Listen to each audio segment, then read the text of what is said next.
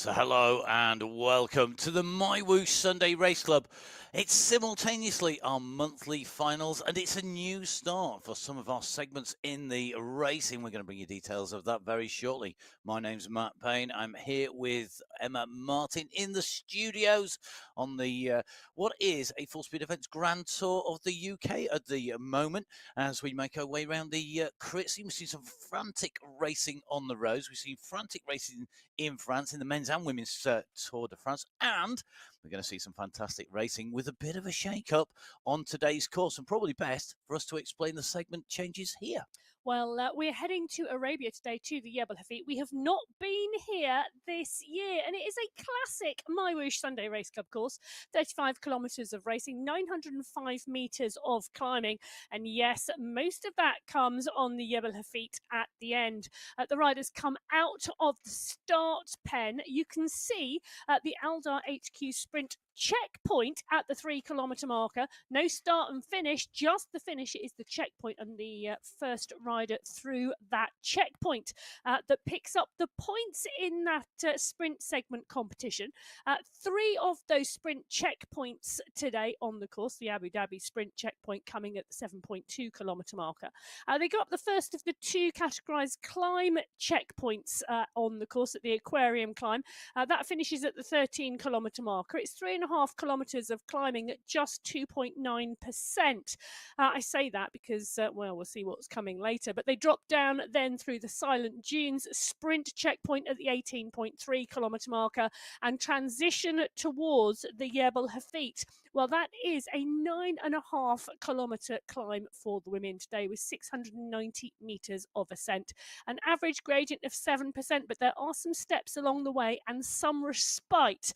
Well, just a tiny bit on that climb. It is a huge climb to the top of the Jebel Hafeet today, where the checkered flag will await our riders. And of course, it's the final. So the team competition is in play today as well.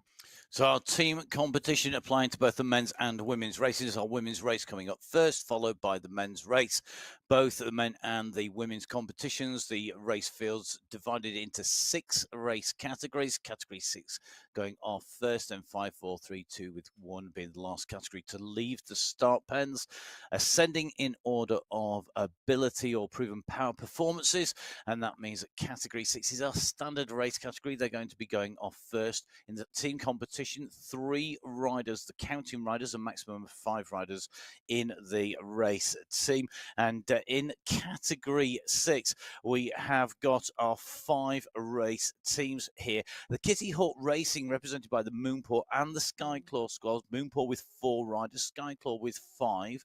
Matching them with 5 riders is the Level Cycling Warriors and Royal Ascent, with Tour de Friends being 4 riders. And it does mean that the vast majority of riders are in teams and eligible for that team competition. 7 teams able to score points, so it looks like everybody should be in with a good day out at the races. Well, you say it's not a normal day today, and I can tell you that because this is the largest women's race field we have ever had on the Sunday Race Club. 199 riders on the start sheets today. We are very, very close to that magic 200.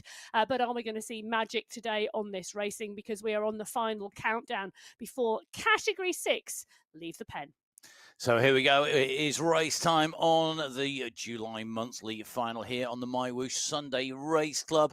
Our riders setting out en route and going to be very interested to see how this races from the start with the changes to the segment. Essentially, now that we have 6 key points on course today, so 3 of the checkpoints are sprint competition checkpoints, so they're basically not on the big climb or the summit of a big climb. 2 of the checkpoints are at designated points on big climbs. So 2 of those checkpoints count for the climbing competition. And then we have our finish line as the final and most important checkpoint, the finish line itself. So each of those checkpoints now first across the checkpoint. So if the group stays together and a different rider goes through each and every checkpoint, they'll all then be a different checkpoint winner. If one rider goes through every single one, rides away at the front, and they go through all 6 of them. They get all 6. Well, So, and it's going to be really interesting to see how that plays out. and I think we will see that. I think as this progresses, we're going to see more and more breakaways, and we might see more and more teams animating the racing to establish a team breakaway. Because if you've got those team time trial skills dialed, and there is, of course, the team time trial competition weekly on MyWhoosh for you to practice, you know what? You could just sneak away, if possible, with a few teammates, and then 4-up team time trial right the way through to the finish. Cracking checkpoint pickup. It would indeed be a great way to do that. And we did see a few teams maybe just putting in a little bit of practice last week. The news was broken that it would be fastest across the checkpoints on the Virtual Velo podcast. And you can catch up with lots of different things that are happening on MyWhoosh on there. Matt Smithson, the guest, the director of all things esports. Well, one rider who's going to have to deal with a little bit of that change, which could change the racing, is Jacqueline Almeida. Good to see Jacqueline once again. Just took nicely into the front of this group. So at the moment, just sitting in what is effectively third wheel. You can see that on the right-hand side of your screen. And Almeida, could be interesting to see how she goes today, Emma. Well, yes. I mean, this is a great race field today. 29 riders on the start sheets in Category 6 today. And for me, this team competition now made a part and parcel of this race field. And you can see we're a big pack of riders. But I think this team competition could seriously go any way. Because the Moonpaw squad, well, Bremner's had a third, Gentili's had a second and a fifth, and Hamilton's had a second this month. The Skyclaw squad, Hadjuck's had a fourth. Trudy Stevenson's been on really great form. She's had a first and a second this month, the Australian rider, part and parcel of that crew. Level Cycling Warriors, they took second in the team competition last month, just 27 seconds back from Tour de France. Randa Cahool has had a great racing this month. She's taken a first. Her Manson has come into Category 6 and into the Sunday Race Club, and she's really come in with a really strong performance. Royal Ascent, Botero, Londero, Lopez, Arias, you know, some really great riders in that squad too. 4 Colombian riders, Lopez from Portugal in there as well. And then the Tour de France, who took the win last month. 3 riders from Colombia, 1 rider from Thailand. Sarasu, the rider from Thailand, well, she's had a third, a fourth, and a fifth this month. It's been fantastic. So it's teeing up for a fantastic team competition as well as individual competition. Bridget Bremner pushing on now at 4 watts per kilo, as we get towards that 3 kilometre marker. And that is the end. That's a checkpoint marker, basically, as the riders come through. That's where you're going to see that checkpoint come. And that's the first chance for riders to score big prizes here. And big push early. And interesting, a long run to the checkpoint rather than a short, fast, hard push. But it could all be that we're going to see that come back together again. We just keep an eye on that as they make the way on the left-hand side of the screen, because we are running into the start of Category 5. 6 teams in Category 5 that are eligible to score prizes. 2 teams of 5, and that's the Velocity Vipers and the Kitty Hawk Racing Shadow Fang team.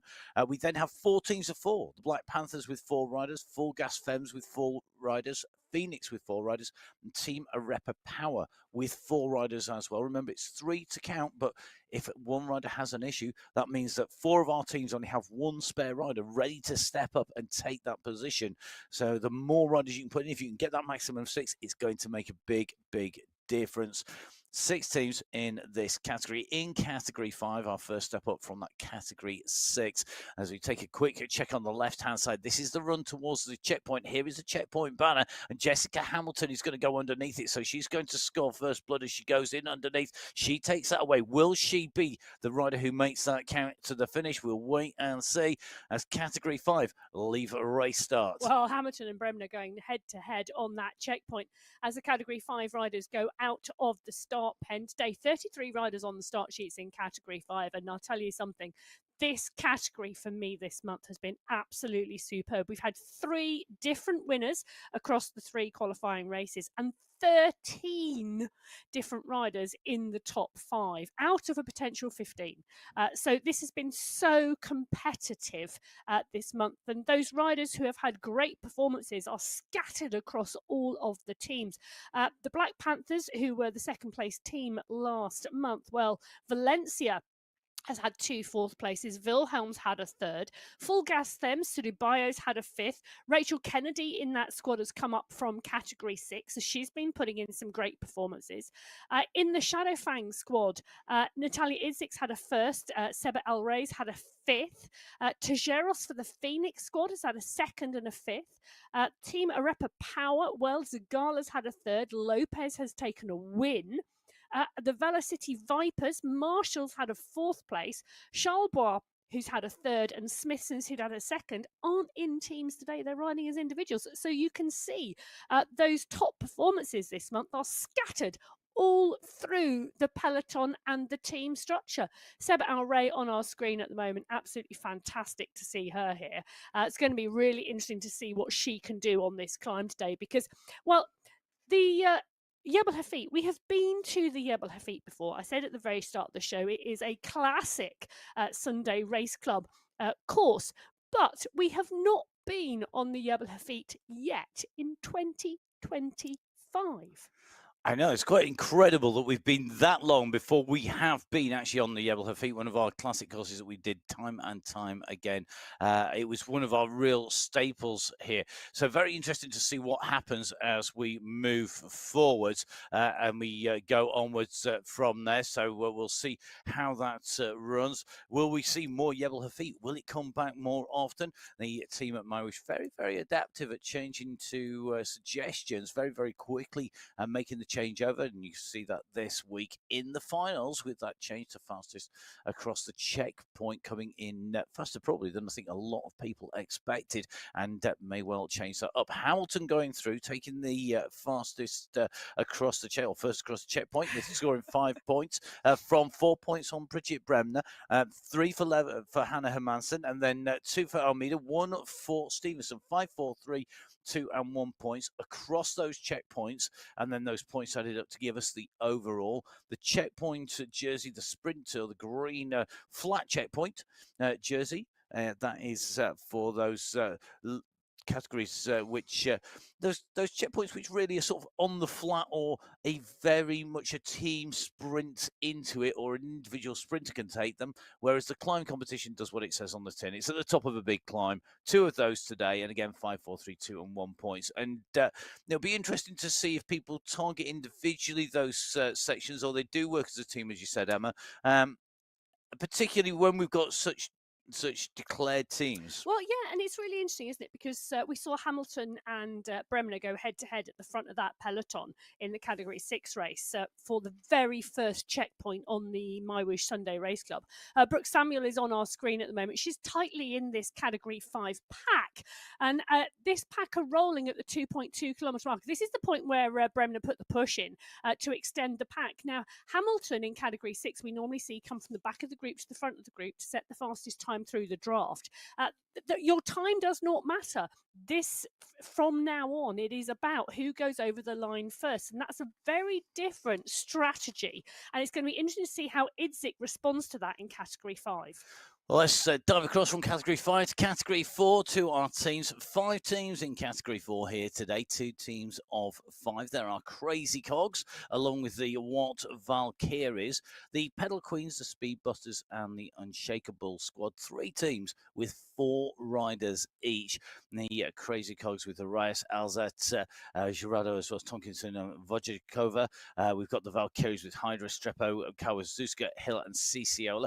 We will go into the teams in more depth. You can see Category 4 just waiting to go. As in Category 5, Natalia Idzik at the moment is clear of Kirsten Hamilton. So Idzik going for the long one. She's got to make it to that green banner. She's going to do that in style. As Category 4 leaves the start pens here. Category 5, well, solo win for Idzik. Soloing clear on the front, using that strength and speed to take that way. Can she make this count? We'll have to find out. Let's take a deeper look at that race field in Category 4. Well, Category 4, 35 riders on the start sheets, and you can see them rolling out and sweeping onto the boardwalk out of the start pen. This, for me, is a really interesting race field. Again, 3 different winners in the 3 qualifying races this month. Now, the Crazy Cogs, they've got Vochkova. She's taken a 5th place. And the unshakable squad who took the win last month, well, they're looking as though they're setting themselves up well. Hadlock's had a third, Montoya's had a fourth, Tucanis has had a third place as well. The What Valkyries, well, for me, this is some strength and depth here. Philippa Hills had a second and a fifth. Cece Olka's had a fifth place as well. And Isabel Restrepo, she's had a third and 2 fourth places. So she has been riding really strongly, the Spanish rider. This month. Geneva Elos has had a second. Harburg has had a first place. We have seen some progression and some riders moving up. Emily Sopers has moved up to category 3. That's going to be interesting. So is Keely Bennett. So the top two progressing. But Gina De Grazia, you can see that she is in the mix and she is on her bike there as we take a look into the pain cave of one of our riders. One of our regular riders, and I think a rider who this will really suit today, having the first cross checkpoint, first rider to get there, because she's a rider who can sprint, can climb, and can go for that overall. And it may well be we're going to see an attack now. Just going back to category 6, already reaching the second of our checkpoints at 7.2. Hamilton goes through again, going long here, just kicking away early, not having to think about using the draft so much by going clear, and that establishes the gap. So if you go clear, establish the gap, nobody else can come back to you. You're going to open up that gap. You don't need to think about draft on your way out as much. Timing is not as critical if you're clear of the pack. But energy management is still important. It certainly is. The energy management, very important. I agree. And she's got a huge gap. She didn't need to extend or expend. There you go. Let me put my letters in the right order. That much energy, technically, to win that checkpoint. But she did. Maybe she wanted to ensure that she'd gone clear. Maybe she's now sat up, and she has, because we can see that she sat up to recover whilst the group come back to her. Well, actually, it's not the group. It's just Bridget Bremner. There could possibly be an opportunity for an attack here, but it really depends on whether Bremner and Hamilton want to work together. Hamilton putting a dig in to get onto Bremner's wheel. It's a 3-second gap back, but I think that group will all come back together. And, maybe I think in category 6, what we're seeing is a stretch into the checkpoint, a moment of recovery, let the group come back, and then move into that final climb, because the Jebel Hafeet today in category 6 really will decide the race. And it's the first time ever category 6 have been up the Jebel Hafeet on the Sunday Race Club. Indeed, and that is going to be really interesting. Some of those riders will have been up, and it was 4 categories, but as a category 5 and 6, not having been up there before. I think we're really going to be telling how riders approach that after the racing so far here today, and in that run up to that segment. And the experience is going to count, I think, for a lot of riders. Tanya Howell, I know, having been to the top of the Jebel Hafeet, I'm pretty sure. Certainly one of our very experienced riders in terms of racing on the MyWhoosh Sunday Race Club. Seen lots of changes as she's moved through the categories, and of course, as we've seen the introduction of that category 5, category 6, changes to the segment and changes to the race distances. So category 4 at the moment, just approaching the first of our checkpoints. As we see category 3, they're down on the start line at the moment. A real mix of teams here. 7 teams are represented here today.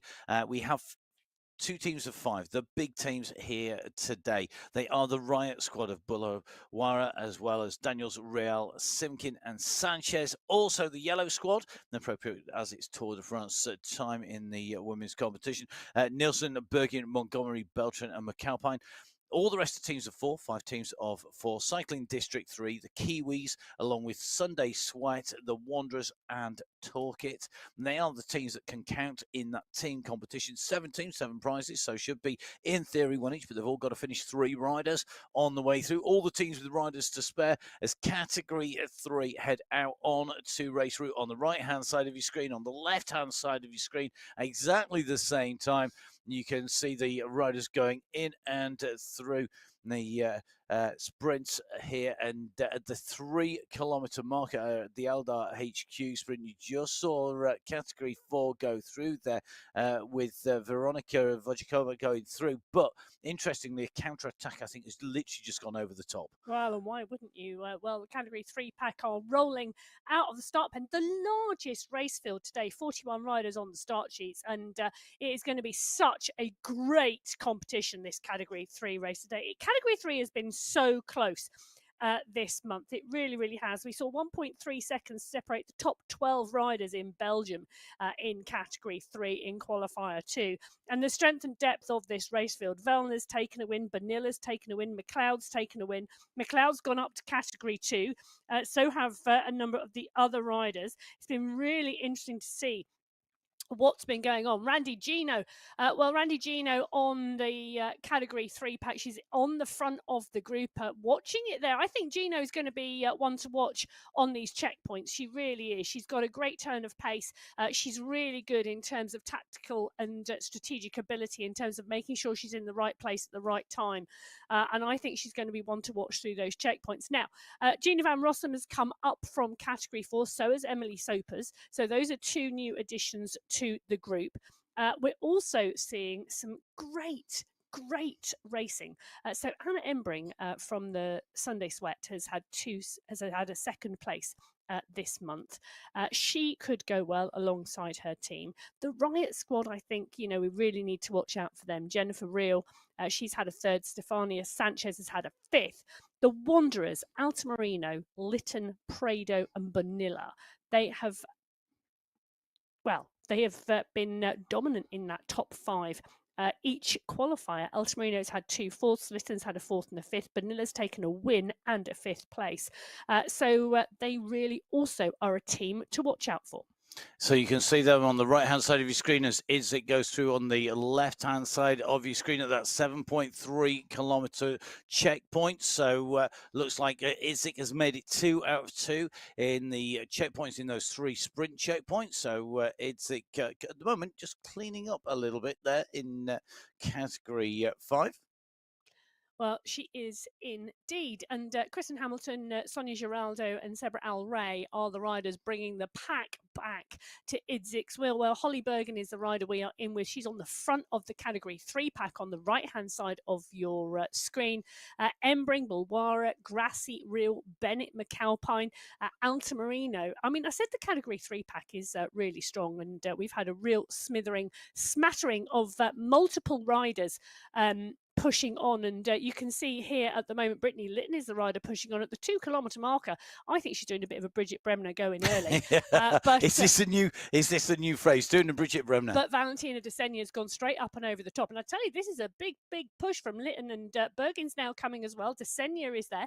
These riders pushing seriously early. There's still 700 meters until that line. 700 meters to go, 2 riders clear. Bergen trying to go across the gap at 6 watts per kilo. She wants to be in the mix here, but this could equally go for a break straight off the front, straight through this segment. Go clear on segment 1. It looks like Desenya's just sat up here as Lytton continues to push. We've got to go all the way around this left bend, then go into the right-hand turn here. And Brittany Lytton, you can see on your screen on the left here, really nailing this. And because it's impossible, I think all those riders at the back, they know they're out of this. They've got to close the gap, go past Lytton to take away the checkpoint. I think the pace has shut off. Lytton now has got the gap, and all she needs to do is think about, can she get through? How much energy does she need to expend without expending too much? And that point you made earlier, Emma, I think is really, really key here. You can see Brittany Lytton really pushing here. She's still doing 5 watts per kilo, but the gap has gone out to 5 seconds. So unless she wants to continue onwards, always just making sure she got those legs stretched nice and early, putting a big effort early, it makes a difference. I was about to say she's not sat up, but she has now.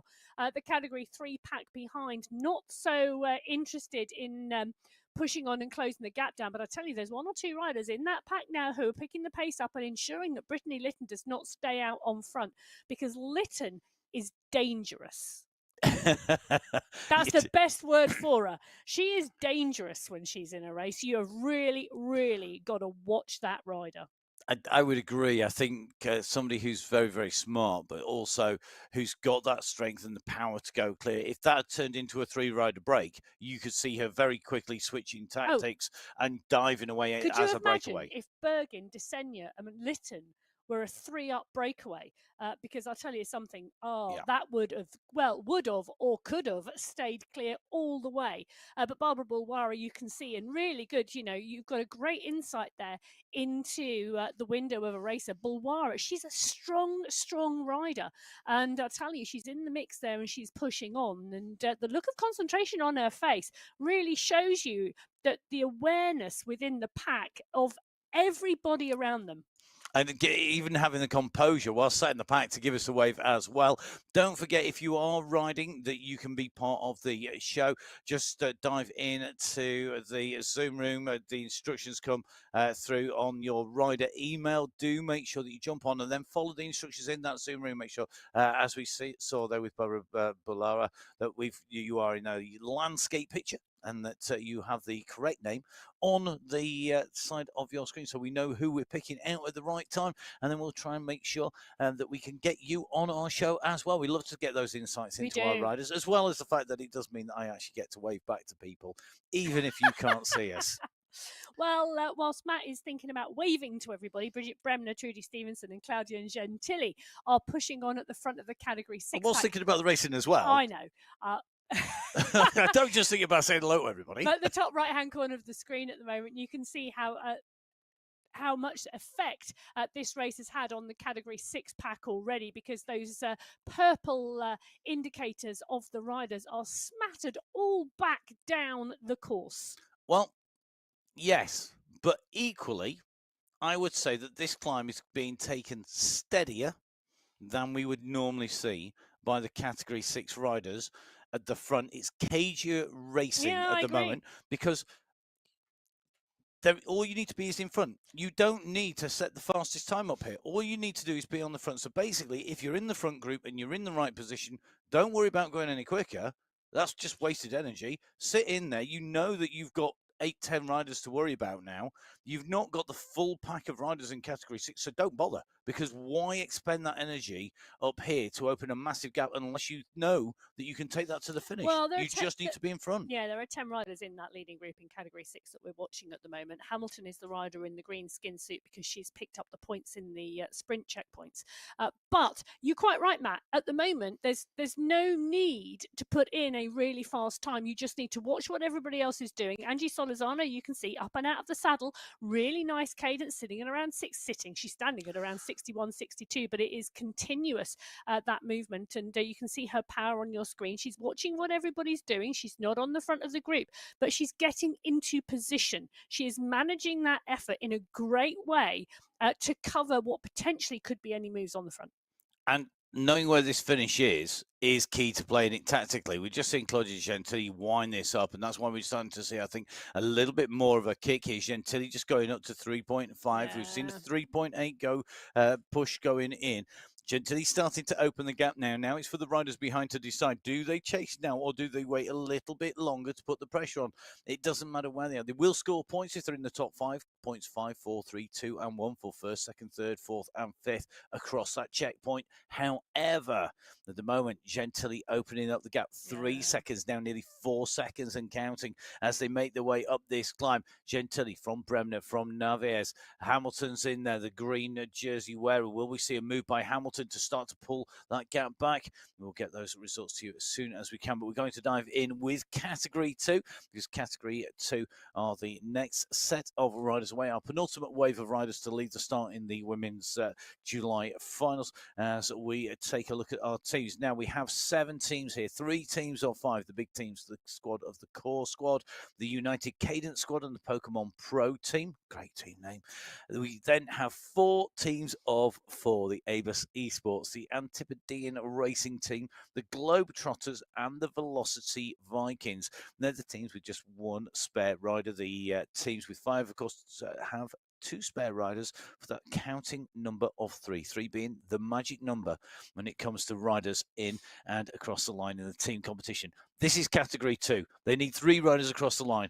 This is the finals of July. Away go Category 2 in those green jerseys. They're going to be heading across, their first checkpoint coming at 3 kilometers. Is it a problem that I've got songs now singing in my head about magic numbers? That might have been the intention, just to test your multi-skilling ability. We're just going to dive very quickly to the left-hand side of the screen. Claudia Gentili just staying clear here. In fact, opening up a gap of 11 seconds now to Bridget Bremner and co.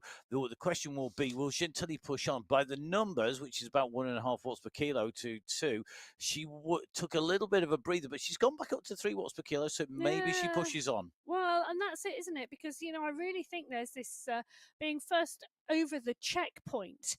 There really is this aspect of, if you're going to put a 15-second gap in, then that's a clear intention that you're going to continue to move, because you don't need to put that bigger gap in. And talking about energy management earlier, well, whilst category 6 go up and over the aquarium climb, you can see category 2 now out of the start pen. Category 3 are moving through the second checkpoint of the day, and Desenia, Bennett and Lytton all still at the front. Is really interesting, that race in category 3 at the moment. But category 2 is where we are at. They are the riders out of the start pen at the moment, and 35 riders underway in category 2. Now, last month, the top 4 teams in category 2, 1 minute 19 seconds separated those top 4 teams. And when you bear in mind that is the fastest 3 riders on each team's time added together, it just shows you how close the racing is. Mina Constant on our screen, resplendent in the MyWhoosh jersey. Look at that, absolutely on fire. Really great to see her in the middle of the pack. And it's going to be interesting to see what Mina thinks and makes of the changes to the checkpoints. It's going to be interesting to see the dynamics in the category 2 race. That's your homework, Mina, for this week. We will be watching the social media to see what you think of the changes to going across to first across the checkpoint instead of fastest through the segment, and whether that's changed the racing. Now, people still being KGS, people still pushing on climbs just to try and stretch that out. How do you think that's affected you where you are in that race field? Well, 19 seconds separated the top 2 teams last month. United Cadence took the win. Lethbridge has had a 4th and a 5th. Mirrors has had a 3rd and a 5th this month. So that squad are fairly on form. Jill Pruitt, Natalie Stevenson, Mandega Mashandi in that squad too. They took the win by 19 seconds from the Velocity Vikings. Svanstrom, Nordin, Gothlander and Lundin, never ones to discount. The core squad looked good for me because Hakkinen, she's had a 5th place. Joanna Kalman's had 2 second places. And I think Kalman and Karamani from that squad, along with Gonzalez Rua, could go well today. So my pick is for the core squad to be there or thereabouts, but they are going to have so much competition. There is Jennifer Gothlander on our screen, taking it steady at the moment. A little bit of zone 3, zone 4 to stay in the mix. The pack are rolling and rolling strongly. They're coming up to that 2 kilometre marker, Matt, where we've seen the other race fields start to push for that first checkpoint. I think start to push is a good description, but at the moment it's across the road. The whole of this group really just sitting there and not going anywhere faster, particularly for this group. This group can push along faster than that 3.5 watts per kilo marker that we're seeing from them at the moment. We'll wait to see where that attack goes. There is, to a large degree now, a very good tactic of sitting and waiting till that first checkpoint until you make the racing happen, but I just save as much energy as possible on the run to this, and then put in that little bit of a sprint if you are a sprinter. If you're not a sprinter, going early counts now. 600 meters to go. The push has come on the front of the group. We've just seen one rider trying to go clear. There is a response, but Julia Walkenhurst at the moment with the gap. She's opened up a gap to Truding. Truding coming behind. So is Roach. So is Manshandi. But they're going to have to push hard here to pull back Walkenhurst. Job done. She's got 2 seconds gap. She'll go around that corner. We'll keep a check on that, but it looks to me like Walkenhurst is going to take that. Interesting tactics in category 2. In category 1, we'll see if that plays out the same. 6 teams in category 1, 2 teams with 5 riders. That's Ablock International with Korchinski, Hermansen, Holcroft, McCarthy and Soderstrom. They've got the breakaways up against them. That's Van Heuling, Gallegos, Velt, Van Short and Bjarhead. They also have 5 riders. With 4 riders, we've got Supernova and Sweat Sensations. Supernova with Van Hove, Caramello, Tomasi, Field. Sweat Sensations with Guerra, Fui, Bruni, and Mayer. The team with 3, well, we've got Cat 1 Outcast of Valensky, Engstrong, and Eck, and Full Gas with Van der Vliet, Lennon, and Penner. So, 6 teams, 6 race categories out on the course now, because category 1 leave, including our world champion, and that is Mary Kate McCarthy in that world champions jersey. in Category 1, 6 teams potentially able to score and to take away the team competition. And this is always an interesting team competition, but Ablock International have been really there with the Sweat Sensations. They've been the two big teams, haven't they, Emma? Oh, they have. And Ablock International took it last month with Kolchinsky, Hermansen, Holdcroft, McCarthy, and Soderstrom. 1 minute, 7 seconds ahead of the Sweat Sensations. Those two teams going head to head, and it's going to be interesting today. McCarthy has been on such form. She's taken 3 first places this month. She also holds the course record on the Jebel Hafeet at 68 minutes, 29 seconds. It's going to be hard to see anybody beating her today because this really is, with that big, big climb at the end, such a Kate McCarthy course. But never discount, I'll tell you something, there are a large number of women who could mess up the Sunday for Kate McCarthy. And Gabby Guerra is one of those. She's had 2 second places and 1 fifth for the Sweat Sensations. Catherine Fua is another for the Sweat Sensations. She's had a 2nd, a 3rd, and a 5th this month. Mel Bruni always goes well with a big race.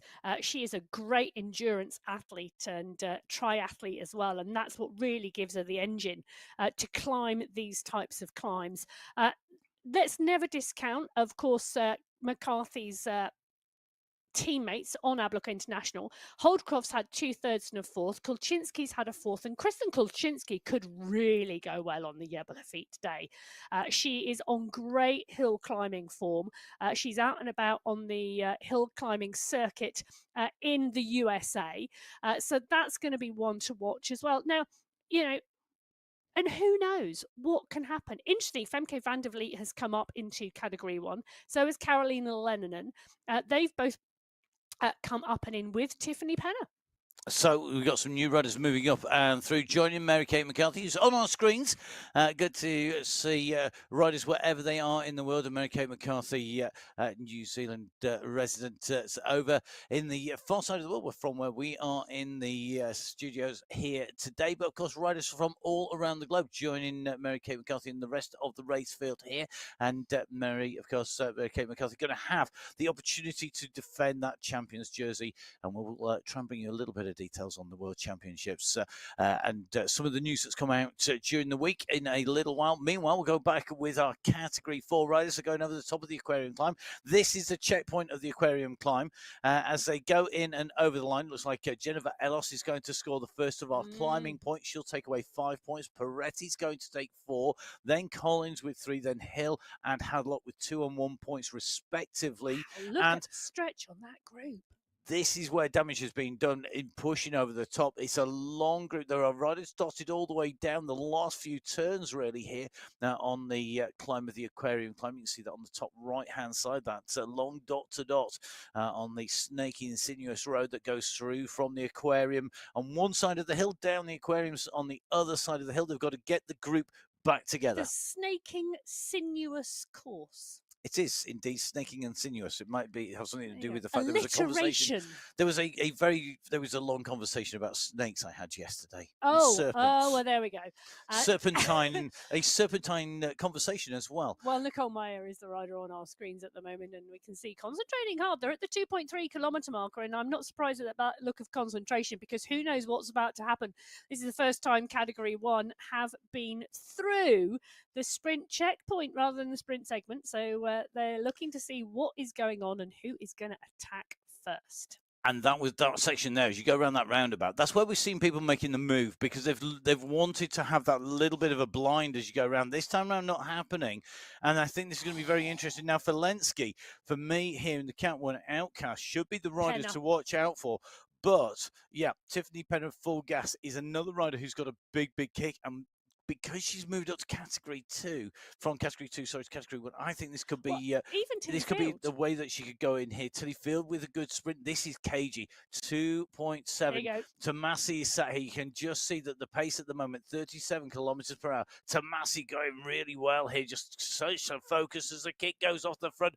And it looks like it's going to be Van der Vliet who's gone off the front. She's gone early. She twitched first and she kicked first. And it's going to be rewarded with the first of our segment prizes. She goes underneath the segment, in she goes. So she goes in and through at 3K. It's the first checkpoint on its way through and makes her way in underneath. So as she makes her way through, that is the first Wow. prize money allocated out. Van der Well, Vliet can taking I that. tell you? Welcome to Category 1, Van der Vliet.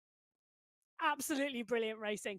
She rolled in that pack. They were all watching each other, and she was the first one to kick, and she was rewarded with the effort. So you can see through the riders who have picked it up. So Van der Vliet in Category 1, Walkenhurst in Category 2, Lytton in Category 3, Vojkova in Category 4, Idzik in Category 5, and Hamilton in Category 6. But you can see the push there.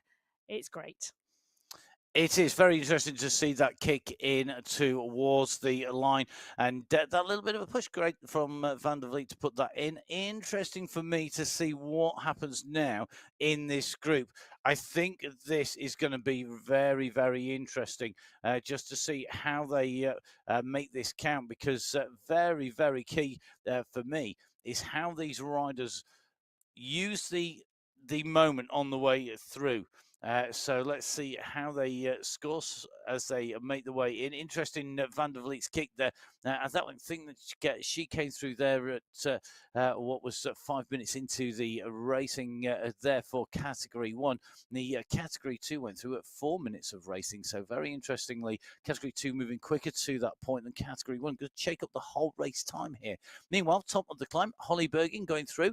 Is going to take away the Aquarium climb points. She'll take away 5. Lytton taking away 4 to add to her points in the sprint competition. So in the sprint competition and the climb competition, Lytton going well. Yeah. Bergin, though, over the top and gone 6 seconds clear.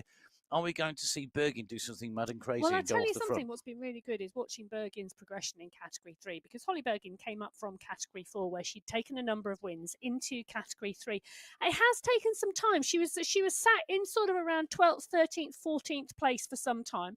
She's moved into the top 10, and now she's really starting to really pick up that strength to really start to challenge in Category 3 and utilising the climbs and the sprints along the way for that progression.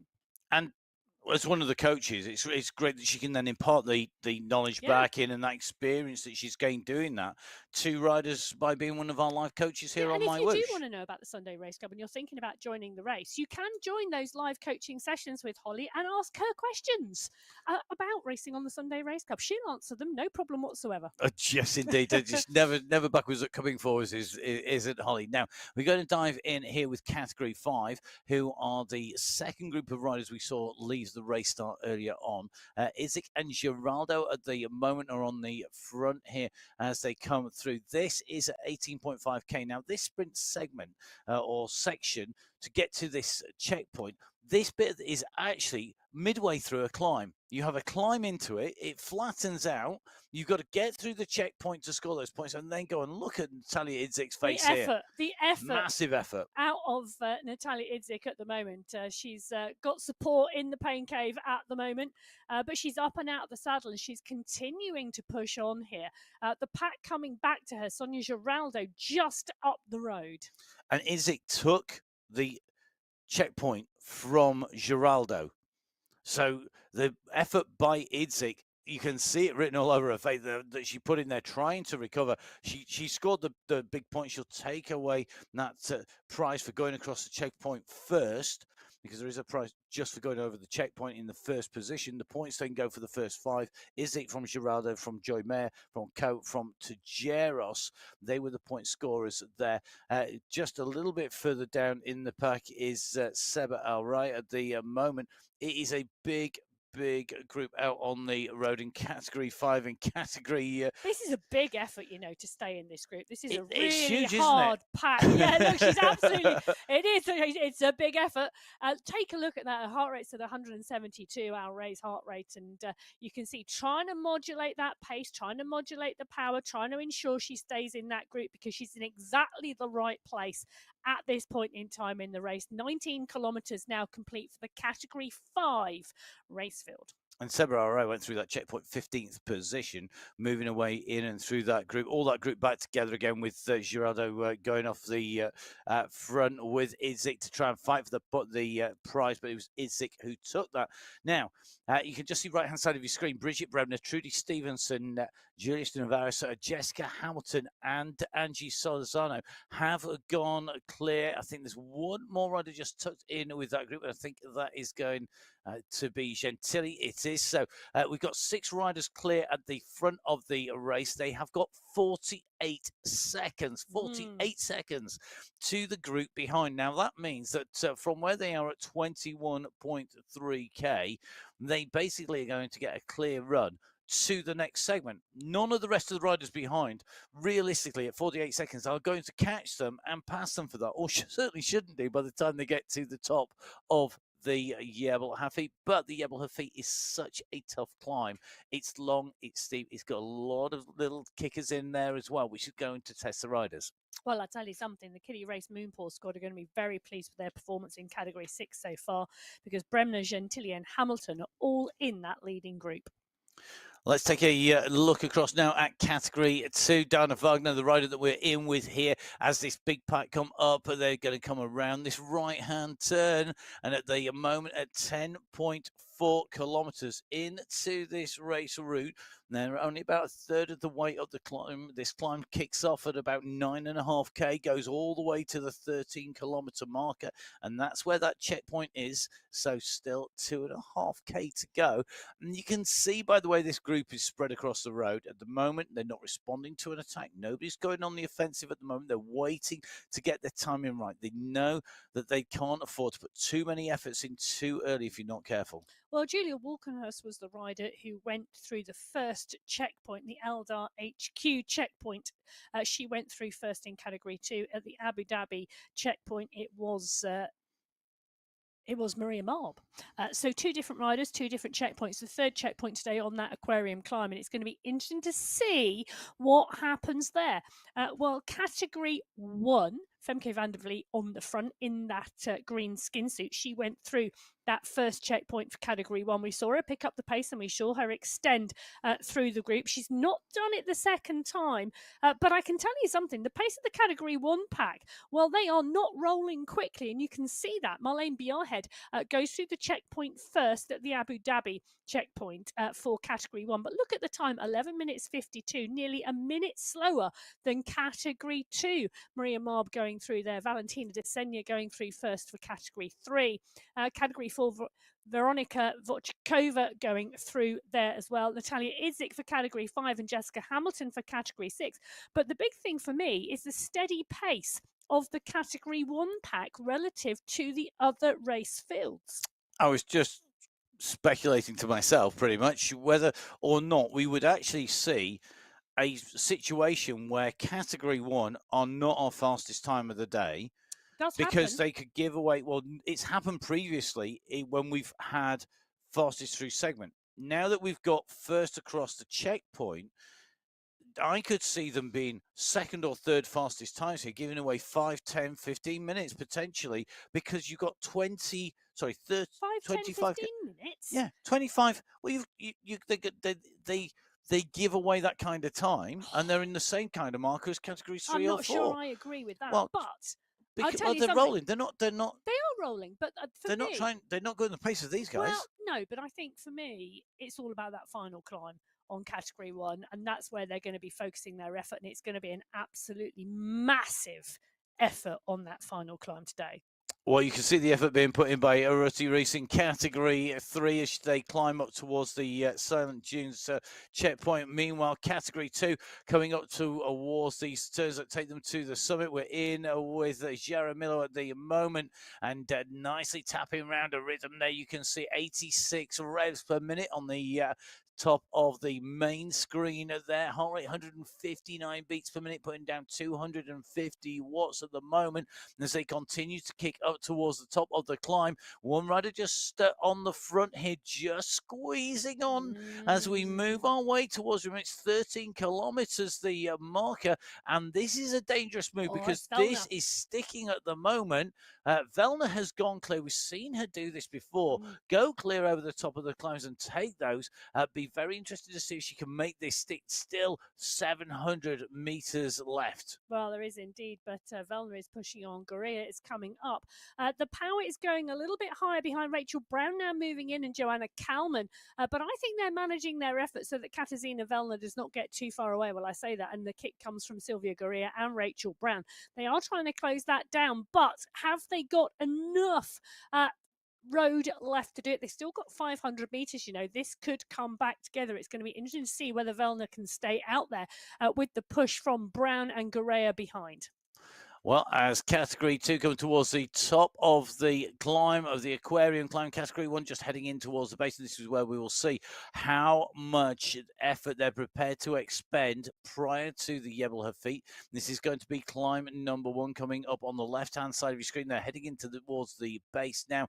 On the left, that's category 1. On the right, category 2, and the push still there. Can we see Velna hold on? Now they're going to kick it. It's going to level and then go slightly downhill in the running towards the line. Big sprint coming on the side. Atkins coming. Brown is coming. Moroz is going over the top. Moroz, great sprinter, but has she got the power? Velna's still holding, but over the top goes Atkin and Brown. Can Velna kick again? This is about getting to that checkpoint first. Who's going to go over the line? Velna gets it. What a recovery, but Atkin goes through. Well, that's very interesting indeed. It'll be interesting to see that on our screens. Atkin just taking it from Velna according to our screens here. that was so close. It was indeed. And, well, what can I say but Jay Atkin just pipping Katarzyna Velna to that. And Atkin, not long on the Sunday Race Cup, she's joined us quite recently, the rider from New Zealand, who's had a great Palmares historically in the past, being convinced, I understand, from Kate McCarthy to join the Sunday Race Club fun. If you think you can join the Sunday Race Club fun, just get on board and come and join us. It is a cracking way to spend your Sunday. Well, Jay Atkin picking up the fastest time through the aquarium climb in the category 2 race. Velna, Brown, Gorea, Giovanni, all in the mix. In fact, there's a huge number of riders in that category 2 pack. 31 I've got having gone through that section already. While a little bit further down the aquarium climb, the category 1 pack are now climbing. They've shifted gear from zone 1, steady state riding, to zone 3, zone 4, that we can see Van der Vliet on the front in that green skin suit at the moment. Van Shaw is there as well. They have been rolling slower than some of the other race fields, taking it a very, very steady start. And the entire group all together, Tilly Field, Catherine Fuhr, Kate McCarthy, Marlene Bjarhead, are all in there. In fact, there we go. We're going in with Tilly Field at the moment. She's in that pack, not far off the world champions wheel, but paying some close attention. It's going to be interesting now to see what takes place. The top of this climb is at the 13-kilometer marker. At some point, someone is going to stick their nose in the wind because they're going to want that polka dot skin suit. Yeah, and it's where does that go?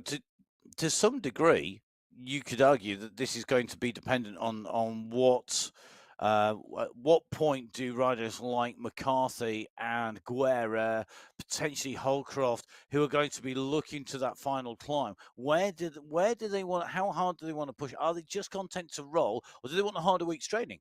Because for them, they can almost decide the pace of this group, because nobody, I think, other than those three, are potentially going to be pushing towards the final climb and saving as much energy as possible, unless somebody actually winds on the front. It's starting to pick up in category 1 on the climb. The riders just starting to thin this out. Meanwhile, on the right hand side of the screen, you can see category 6. They are on to the final climb because they've hit 25.6k. They have gone onto the climb itself. They are now making the way up the Jebel Hafeet, the legendary mountain in the UAE, used by the UAE men's and women's tours. And you can see at the moment, this is starting to do damage, and Hamilton has gone. Well, it is indeed the final countdown, isn't it? And Jessica Hamilton is off the back. She's in the green skin suit, and she will have picked up all the points she needs to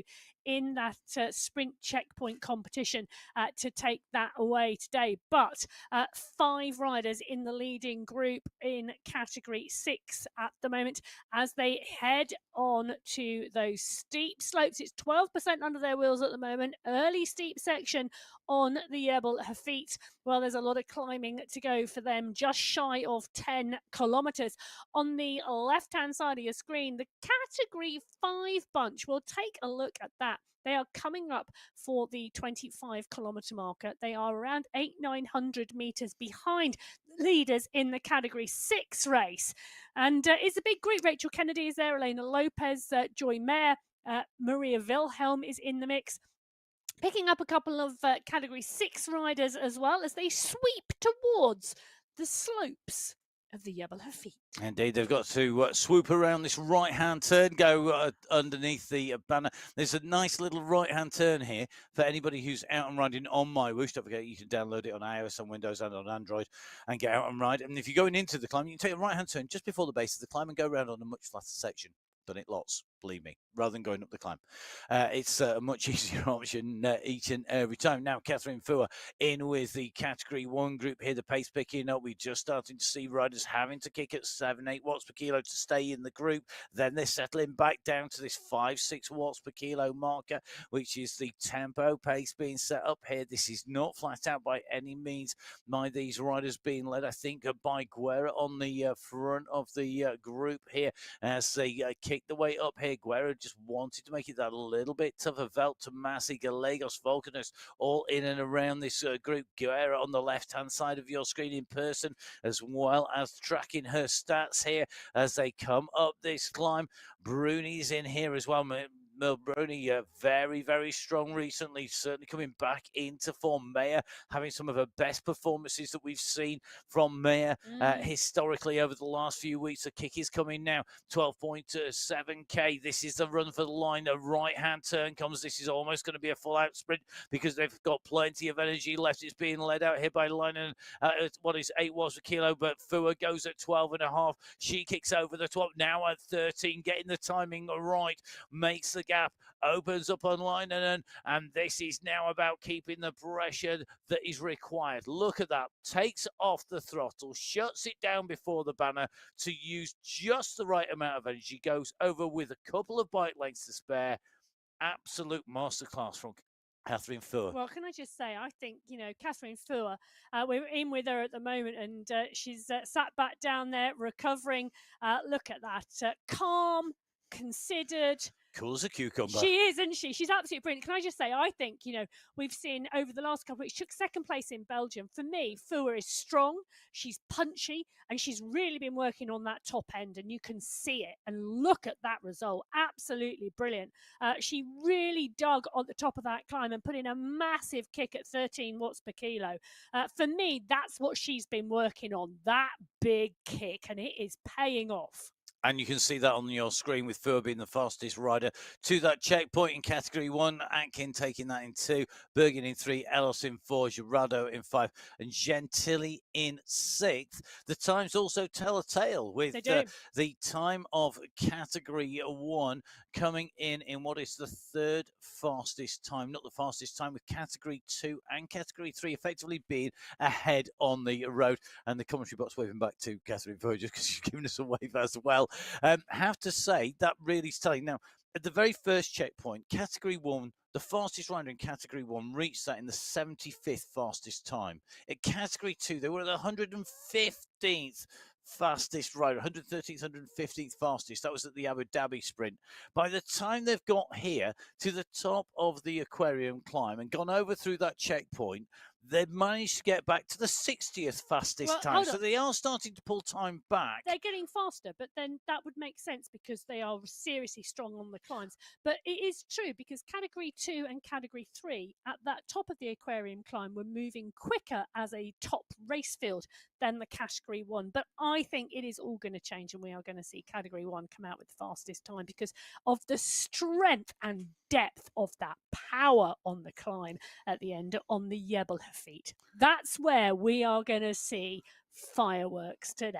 Well, at the moment, the rider that's rocketing the way up rather than spinning around like a Catherine wheel is Vodjakova, Veronika Vodjakova.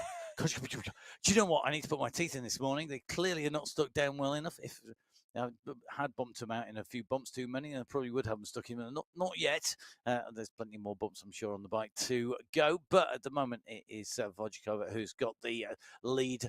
And at the moment, working away through Category 6 and Category 5 riders, the gap is back to Poretti, but the gap is minimal because you can see this is a great shot from the front looking back here, that Poretti right on the wheels of the green skin suit wearer. So don't be fooled by the fact that the rider's all in green. That is your leader in Category 4, the winner of the sprint competition. That competition wraps up at the Silent Dunes Sprint, which is partway up a climb itself, which does make it a bit more of an all-rounders climb. Philippa Hill just pushing on, just squeezing onto the shoulder of Poretti here, just closing the gap down. So is Angel Hadlock, who's been very quiet to this point. Well, she has, and we know Hadlock climbs well. We know that Philippa Hill climbs well, and Hill has been coming back into some really, really good form recently.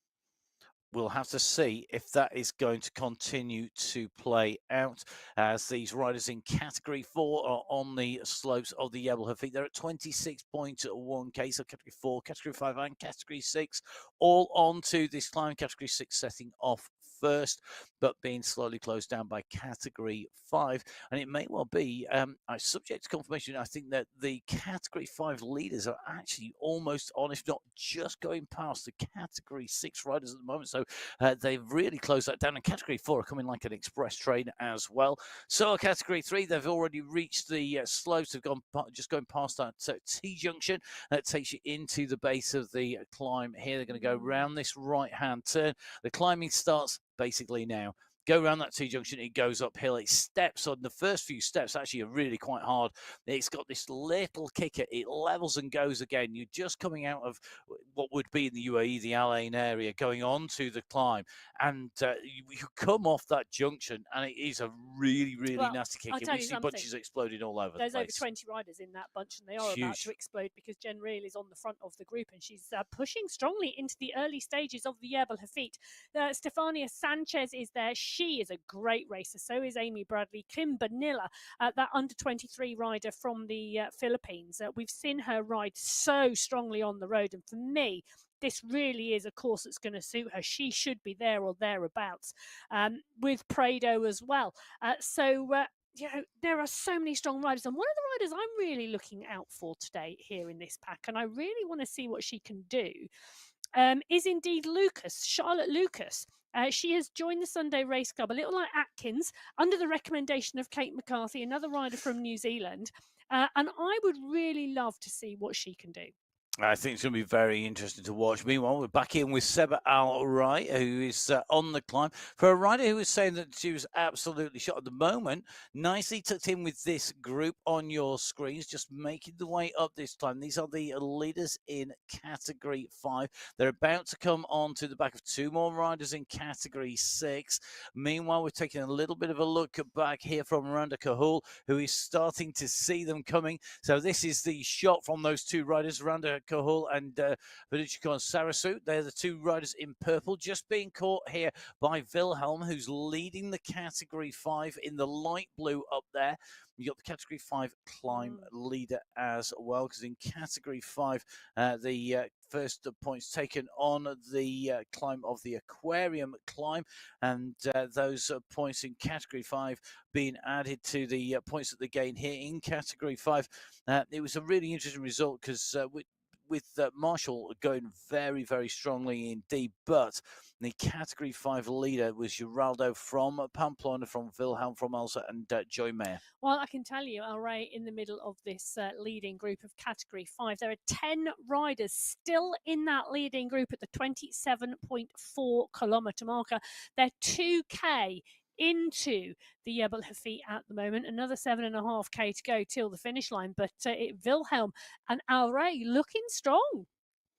So here we go in underneath the Silent Dune sprints. We're going to part one. We're going over the part one of the climb. We go through the sprint with Sodester on the fastest through to this point on the course. Time taken from start to that point will be the time that you'll see on your screen. The first rider through Soderstrom taking that as they came in underneath in category 1. In category 2, it was Gonzalez Ruhr, then Bradley in category 3, Peretti in category 4, Idzik in category 5, and Stevenson in category 6. But because this is midpoint on a climb, the times are a little closer, but category 1 still the third fastest time to that point. So at the moment, category 2 and category 3 still quicker at that point. Let's see what happens. This is our last checkpoint as well, actually, before we get to the base of the climb. And we won't know the timings until we get to the top of that climb. The next checkpoint from here on in, where the riders can score points, is going to be a climb checkpoint. So that is the sprint competition done and dusted. 21 riders in that leading group in category 1 at the moment. Soderstrom, Meyer, Tomasi, Bruni, Van der Vliet, Kulczynski, Van Hove, Hermansen, Bjarhed, Ger, Velt, McCarthy, Holdcroft, Van Shaw, Valensky, Field, Lenin, Fua, Caramello, Van Hove, and Gallegos. And over the top of the climb, little bit of a push just coming over the top. So the Silent Dune sprint is midway up. It's a flat section. Imagine a landing in a set of stairs, basically, as you climb up the Silent Dunes climb. You got the first part of the climb. It levels off. You got a little bit of a chance to take your breath and go for the sprint if you so wish, which is what we saw Soderstrom do. And then it kicks again over the top. A little bit of a push over the top there. It's been pulled back, and I think that group now all back together again as they go over the top. The sprint competition tied up in all of our race categories, so the 3 checkpoints that make that on the way through.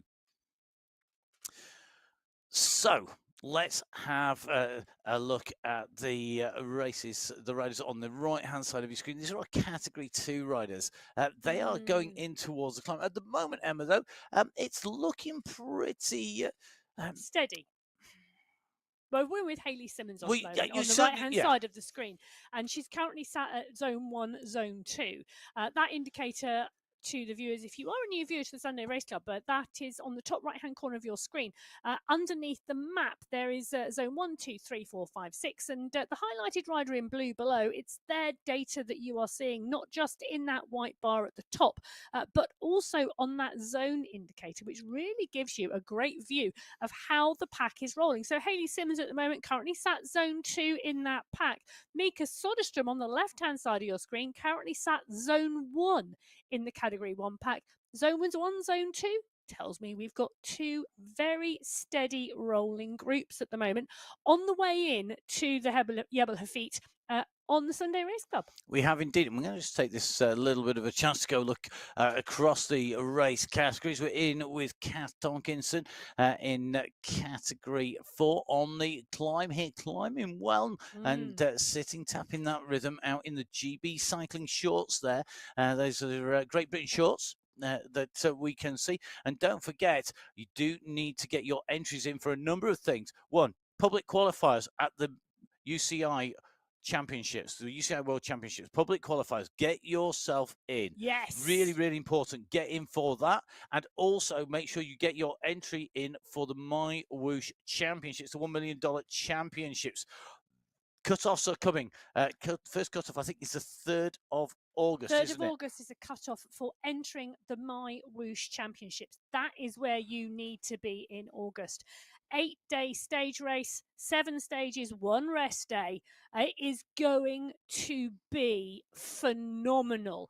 There are nearly 1,000 riders already signed up for those MyWhoosh Championships. You have still got time to join the party. And I tell you something, a party is going to be, because I love a stage race. I'm excited already. And we are going to be keeping a score check of how many times Emma says, I love a stage race. Between now and the end of the championships, it's going to be a lot, I warn you. Well, you're going to need more than things. I'm going to be a giddy kipper. Another English dodgy phrase. And say now we just took a little snapshot there of Kim Vanilla on the climb, working hard on this climb. Kim Vanilla's had a great month in July. She really has come Such to a the good fore, rider. riding really strongly and tapping out a seated rhythm. Now Sebra Ray just getting out of the saddle there to put the pressure on those pedals, really in the hunt. Here's category 5 at the very front of the race. Lopez leading with Wilhelm, along with Alray, along with Geraldo and Pamplona. They are the riders in category 5 ahead of category 6, but the chase group behind are coming as well. So there is no rest for these riders. No. They can't afford to ease back just yet. You see a quick gear change there for Alray as the gradient changes. 10% kicker there as they come into this section. And I love the fact, when we were with her before, her heart rate was 172. We've just been in with her on the climb on a really steep section. It's 182. You can see the additional work. The one thing I love about Sebra Ray is you really see, a concerted effort, and you can see, how hard she is working. But the level of concentration and focus is just fantastic. Indeed. Now let's take a quick. I think it is. It's fantastic to see that from Saba, and one of our riders who is in the live broadcast, and all of our riders can get their images in the live broadcast. It's really easy to do. We'd love to highlight our riders because they're what makes the racing happen. Great racing is not made by great courses. Great racing is not made by great TV coverage. Great racing is made by the riders. They ride to the course. Completely. And that for me is absolutely critical. Racing is made by riders. They can only work with the framework they have and the course that's in front of them. Can I just say, who is racing for? That's a really good question, isn't it? Is racing for the riders, or is racing for the viewers? Or is it for both? So whilst we very quickly try and pile all the worms back into the can that Anna just opened on commentary there, we'll watch the riders wriggling their way up these slopes here instead. It is category 2 who are on the move at the moment. On the climb, they've hit the slopes of the legendary Jebel Hafeet. So let's see how they make their way up here. This is a huge group of riders. This is by no means even close to over. The selection was not made at any point in time, I think, on the way through. Realistically, we've just seen attrition. Riders just being dropped off the back. I think at the front of this race, we have yet to see a decisive move. Alice Lethbridge goes to the front here, but Lethbridge at 4.8 watts per kilo has plenty left in the tank. She's a good so climber. Has Giovanni Pruitt. Looks like Jaramillo, Trudin, all up in contention, all holding around the front of the race here. I am pretty certain we are going to be waiting a little bit longer because the gradient eases here.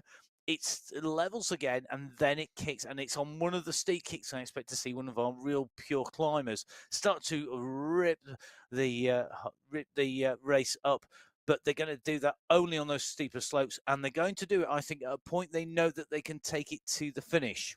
Well, Jennifer Gothlander, we know, is a really strong rider. And for me, this type of climb actually is one of the types of climbs that suits Gothlander because, it's punchy, but there's small moments of respite. We're in a small moment of respite at the moment before we head into another section of climbing. Svardström, Brown, Thompson, Gothlander, Tridin, Vittori, Giovanni, Nordin, all in this group. I mean, this is a massive group of Category 2 riders. And with the change to the checkpoints and fastest to the checkpoints, what we're seeing and very clearly seen today is the pace of the Category 2 pack till this time. They're the fastest moving race field today. They are so far today at the moment as we speak. So on to the climber, Gina van Rossum here out of the saddle, really stamping down on those pedals in avatar form, but looking smooth, sat down in the pedals, seated climbing from Gina van Rossum on our screens on the left hand side of our screen. The Netherlands rider. I'm sure Gina's going to be getting an entry in for the MyWhoosh Championships, definitely for the UCI World Championship, for public qualifiers to have a shot at. And of course, don't forget, get in touch with get in touch with your national federation for how they are qualifying riders as well, because it's not just the public qualifiers. Your national federation will have a process, or should have a process, to get you to those finals, or to at least try to qualify for them wherever you are in the Yeah, the globe. qualifications for those open qualifiers is open now. You can register for them. I would get in there, and Pamela McGelly should get in there as well. Look at that. The climbing is really strong here, and you can see her. She's got headphones on in the pain cave, and she's moving well on the climb. And for me, one of the key things about the qualifiers, and I have to say I'd ride the public, and I would aim to ride the public, and I'd try and ride my national qualifiers, is it also shows you where you sit in those standings Yeah. in your nation before you get to the. So even if you don't make the world's finals or the semi-finals, you still get a great racing. You get some Yeah. really fair racing, because just with Sunday Race Club, as you see on Sunday Race Club, all the riders are subject to verification. It's not just a select number. Everybody being verified, everybody being checked on the way through. All the results you see on the screen at the moment are provisional, because, of course, that verification process begins before the riders start racing, and it finishes after they finish. And there's continuous checks made on the riders as well to make sure they're all in there. Let's dive back into the racing, because at the very front of the race here, Vojakova has got a humongous gap. Yeah, There's no other and word do for you it. know what? 27 seconds to Do Barragan, you know nearly what 30 she's riding? seconds. She's riding really, really strongly, Vochkova. And we did say that earlier on today, that this was, well, I think this was the type of course that was going to suit her. She rode really well last week on the Hadaria Ascent course, taking a 5th place. A similar course with a climb at the end, but nowhere near as steep. And what she's showing us today is that she excels on long, hard climbs. There's a few of those in the MyWhoosh championships. Yeah. And do you know what? We were just in with Gina Van Rossum as well. I rode a multi-day stage race on Gina Van Rossum's team back in January. And she just is so strong day after day after day after day. That's what going to be an absolutely key skill all the way through August. It is Esports August, because it is esports cycling all the way through on MyWhoosh. Sunday Race Club. We've got the World Championship qualifiers. We've got the MyWhoosh Championships. Don't forget, of course, there's all the other races as well.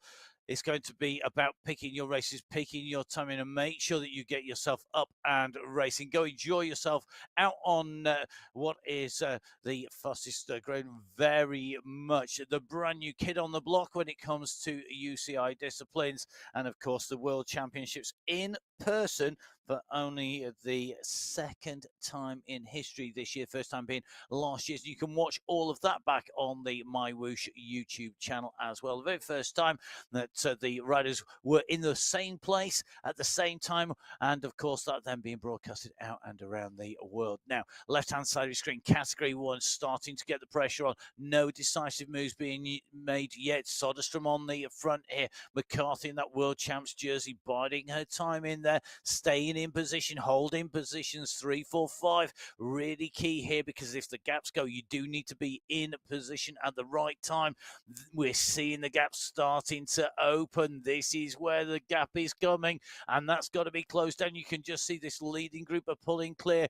Who is going to be the rider that puts themselves out there to bring them back? Brilliant Kolchinsky at the back of this group, but they are the back of the lead group now, and the gap has gone. It's going to be a big effort to come back. They've got a little chance. It's going to level in a second. It is going to level in a second, and we've only got a 2-second gap back to Amelia Velt at the moment and Maria Holdcroft, and I think there's a high likely we're going to see this concertina back together. Matt is shaking his head. No, in I the don't think it commentary will. box next to me. Don't think Anybody it will. who can't see him, but Kate McCarthy at the moment on the screen. Yeah, She's part and parcel of the leading group. Mika Soderstrom pushing on. Soderstrom, McCarthy's teammate. So she's got riders in there. Mayer and Guerra, those two are teammates as well. Kristen Kolchinsky is in the leading 7-2. Consummate hill climber, but Guerra at the moment is pushing on with McCarthy, making sure there's no gaps in this group, because Guerra does not want to let McCarthy go. Nicole Mayer is in the mix too. Mika Soderstrom, while she's still climbing strongly at the 4 of the group, I think she's out there for as long as possible. And interesting to see that McCarthy, they're just pulling on an ice vest partway through the race there. Just Yeah. the white ice vest with the ice pack on the back. They're just trying to keep that temperature down and to operate at the absolutely key temperature. So they've gone up on that section of climb. The groups have come back together. Emma was correct. They've made their way back together. But behind this group, there is more damage done. You can see that the leading group has come together, but not everybody has made it. I'm going to take that as a little bit because take a look at the numbers. That is not the entirety of the field back together. That is just a select number, and it's broken again.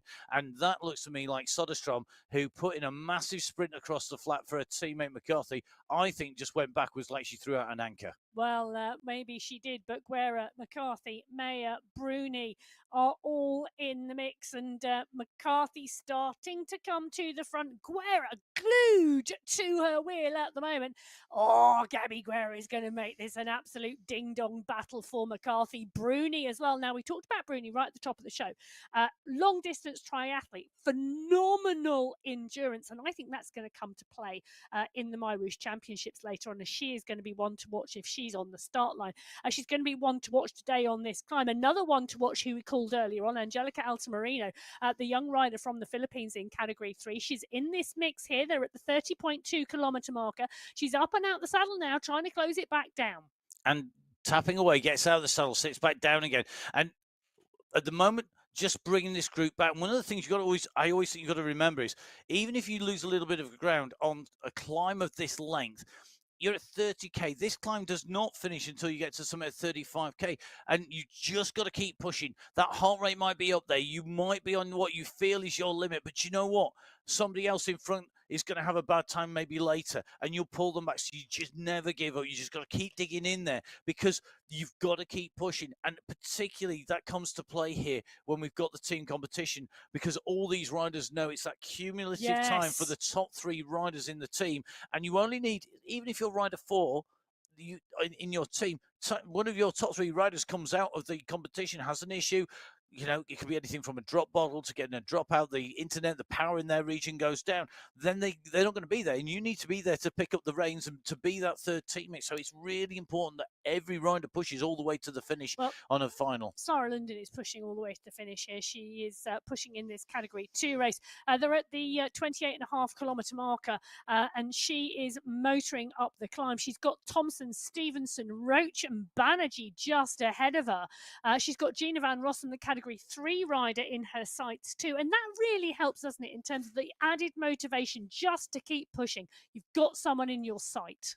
You have, and just as a quick aside before we drop back in with Category 1, have to say that was one of the neatest. It was almost like an art gallery of bikes in the pain cave. I think that's one of the best pain caves I've seen in Bike art. Bikes are art as well as being functional. Now, here we go. Time to see an absolute artist at work, because we've got McCarthy on the front chasing behind. It is Guerra going on to the wheels of McCarthy. Look at the response here, and she's revving it round as well. 88 revs. This is not a big stomp. She goes onto the wheel, and look at the finesse with which she makes that junction. Guerra was steaming onto the wheel. She eased just a little bit there, just to get a little bit of a breather, sat in the slipstream. Absolutely beautiful tempo there. The finesse with which she tempered that effort, that she finessed that effort to go onto the wheel and then kick again. And now McCarthy kicks, again, pushes on here. McCarthy, Guerra leading. The gap back is to Bruni. Bruni with company behind. Kolczynski leading the chase. Mayer on another good day here once again. So Mayer for the Sweat Sensations having a good day, but Guerra right up here. So Guerra from the Sweat Sensations with Mary Kate McCarthy, the world champion from Ablock International. One from each team in the leading 2. Behind, Kolczynski is in the chase. So is Mayer. There again, Ablock International and Sweat Sensations, but Sweat Sensations have Bruni in there, and that is going to be critical, I think, when it comes to this team competition. It is indeed, and that would shift last month's result, because last month it was Ablock International in 1 and the Sweat Sensations in 2. Can the Sweat Sensations take it this month from Ablock International? Currently it is lining up that way, but who knows what is going to happen on the slopes of the Jebel Hafeet. We're at 28.2 kilometers here into a 35 kilometer race, and now The fire has been lit under the wheels of the Category 1 women in this race. And it's Gabby Guerra versus Kate McCarthy on the slopes of the Jebel Hafeet. And at the moment, it's Guerra driving at 6 watts per kilo, being answered by Kate McCarthy. Has come around this sweeping left-hand turn with a gap of 11 seconds back to Bruni, to Kulczynski. Mayer, Holcroft is not out of this either. We said about the other categories, it's a long, long climb.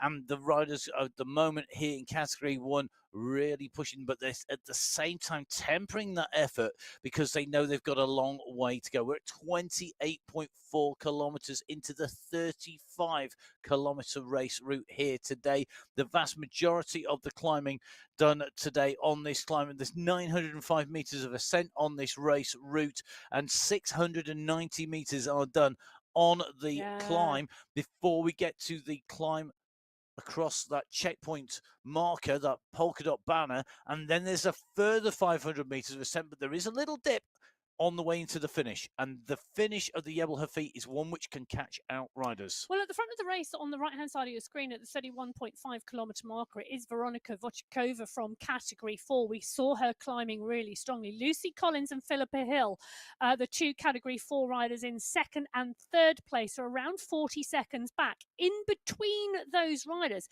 Charlotte Lucas, Wendy McAlpine and Emily Nyquist from Category 3. Those are the leading riders in the Category 3 race. And I'll tell you something, McAlpine, Lucas and Nyquist. I know I said I wanted to see how Charlotte Lucas would go on this course, and she is not disappointing, I can tell you that.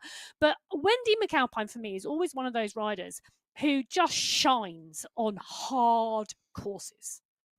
I think she's a rider who comes good when the going gets tough, the tough get going, and she's definitely made of tough stuff. I'm very interested to see how McAlpine, who's so experienced on the Sunday race club, goes against Lucas, newer rider, because this is a course that for me does suit riders who've got the experience of the course. Two riders who I'm sure know this inside out. That's Gabby Guerra and Mary Kate McCarthy. McCarthy in the World Champions Bands, top rider on your screen on the left, top in the world at those World Championships. They're in person once again in the middle of November. The road to get there, it is long, and we're going to see both these riders hopefully in person in Abu Dhabi mid-November. They are probably our two hot favourites when it comes to that title at the moment, but things can change, and we still don't have a confirmed start list because the entries are still open to get there to the finals. And you could get there. You could be there. You could be the rider who shakes it up, who puts a surprise into these two, who have been setting the roads to light all the way across MyWhoosh, and really have been showing us just how impressive they are at the moment by going clear of the rest of a world-class race field time and time again. At the moment, it's McCarthy versus Guerra. Both riders still looking pretty composed. So you can just see the chasers coming around that turn behind. Bruni and Mayer. It's a long gap back. For me, the race at the front is between these two. But if they stay together, it won't really affect the team race other than narrowing it down to two teams. The teams of Guerra and McCarthy, Ablock International and Sweat Sensations, because they almost cancel each other out in the battle between those two teams if they cross the line together. Well, I think the thing for me here is if, and there is always an if McCarthy and Guerra stay together and there is not a big time gap between them, what happens behind is important. If the world champion can ride away from Guerra, then Ablock International come back into the mix because you've got those added seconds. But for me, this is going to be a battle right to the finish line today, because I don't think Guerra is going to want to lose that position. No, I'm sure neither of them really want that. You don't get to the top of this sport and you don't get there without being a rider. But look at them, they're going head to head and they are absolutely dialing it. They've still got 5.5 kilometres to go and they are keeping digging and attacking each other. And there's just been a push by McCarthy at 9 watts per kilo. The little kick, they went on the flat section, it then went steeper. You saw Guerra put the attack. Counter attack comes from McCarthy. McCarthy currently going over 9 watts per kilo. She's got a gap to Guerra of 2 seconds. Has she broken Guerra here? Guerra is going to have to dig deep and find something now to come back at McCarthy, because McCarthy has gone with over 5 kilometres to the race finish here, looking to solo this in. And if that's going to be the case, she's putting time. It's now 6 seconds. This This is giving Ablock international time. If it was to finish like this, that would mean our first two riders have got a time gap between them, but there's plenty of distance to go. They've got a lot of riders between them and the summit, including Emily Nyquist. So Nyquist on your screens in person and in avatar form. This is a fabulous ride from Nyquist at the moment. You can see her up and out the saddle and pushing on your screen. She's on the avatar here on your screen.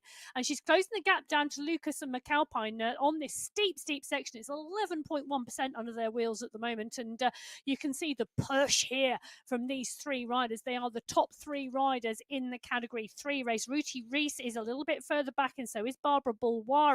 But at the moment, it's Lucas, McAlpine and Nyquist, the three riders on this climb. And what a rhythm they are setting. 2.4k to go.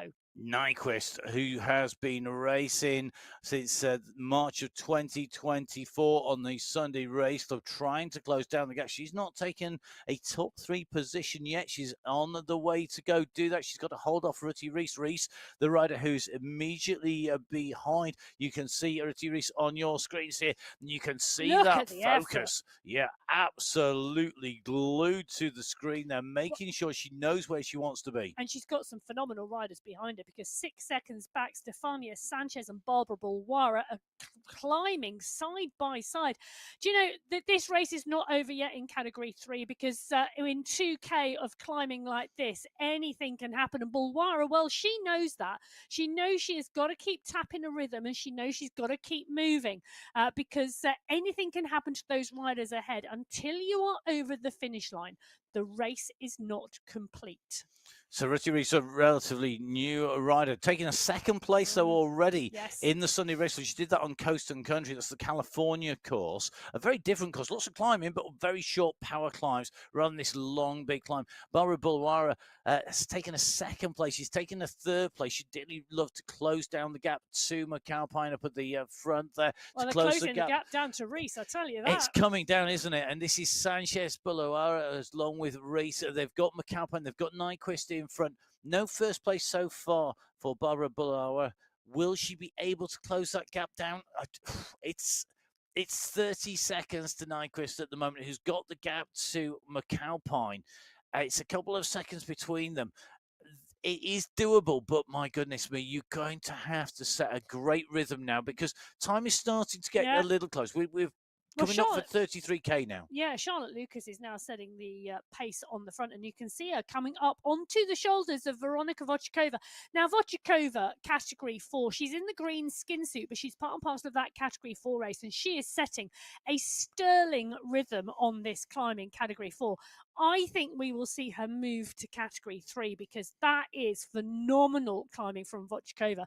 And I have to say, she has been there or thereabouts week in, week out, and I think this is going to be a really, really good race for her today. Charlotte Lucas, well, I said I wanted to see what she could do at the beginning of the race, and she's not disappointing. I had an inkling that this type of course would suit her.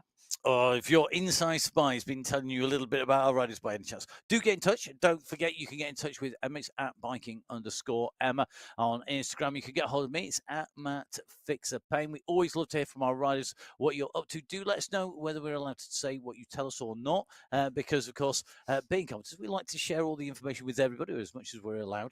In with Adriana Barker at the moment. You can see that fan in action. Barker at the moment on the climb here on one of our steeper sections here, 12.5, 13% as you come around this turn. Behind you can see Stevenson and Gonzalez Ruhr coming round, but look who's coming behind. It's Mary Kate McCarthy, and Adriana Barco is going to have a grandstand seat as over the top goes the world champion.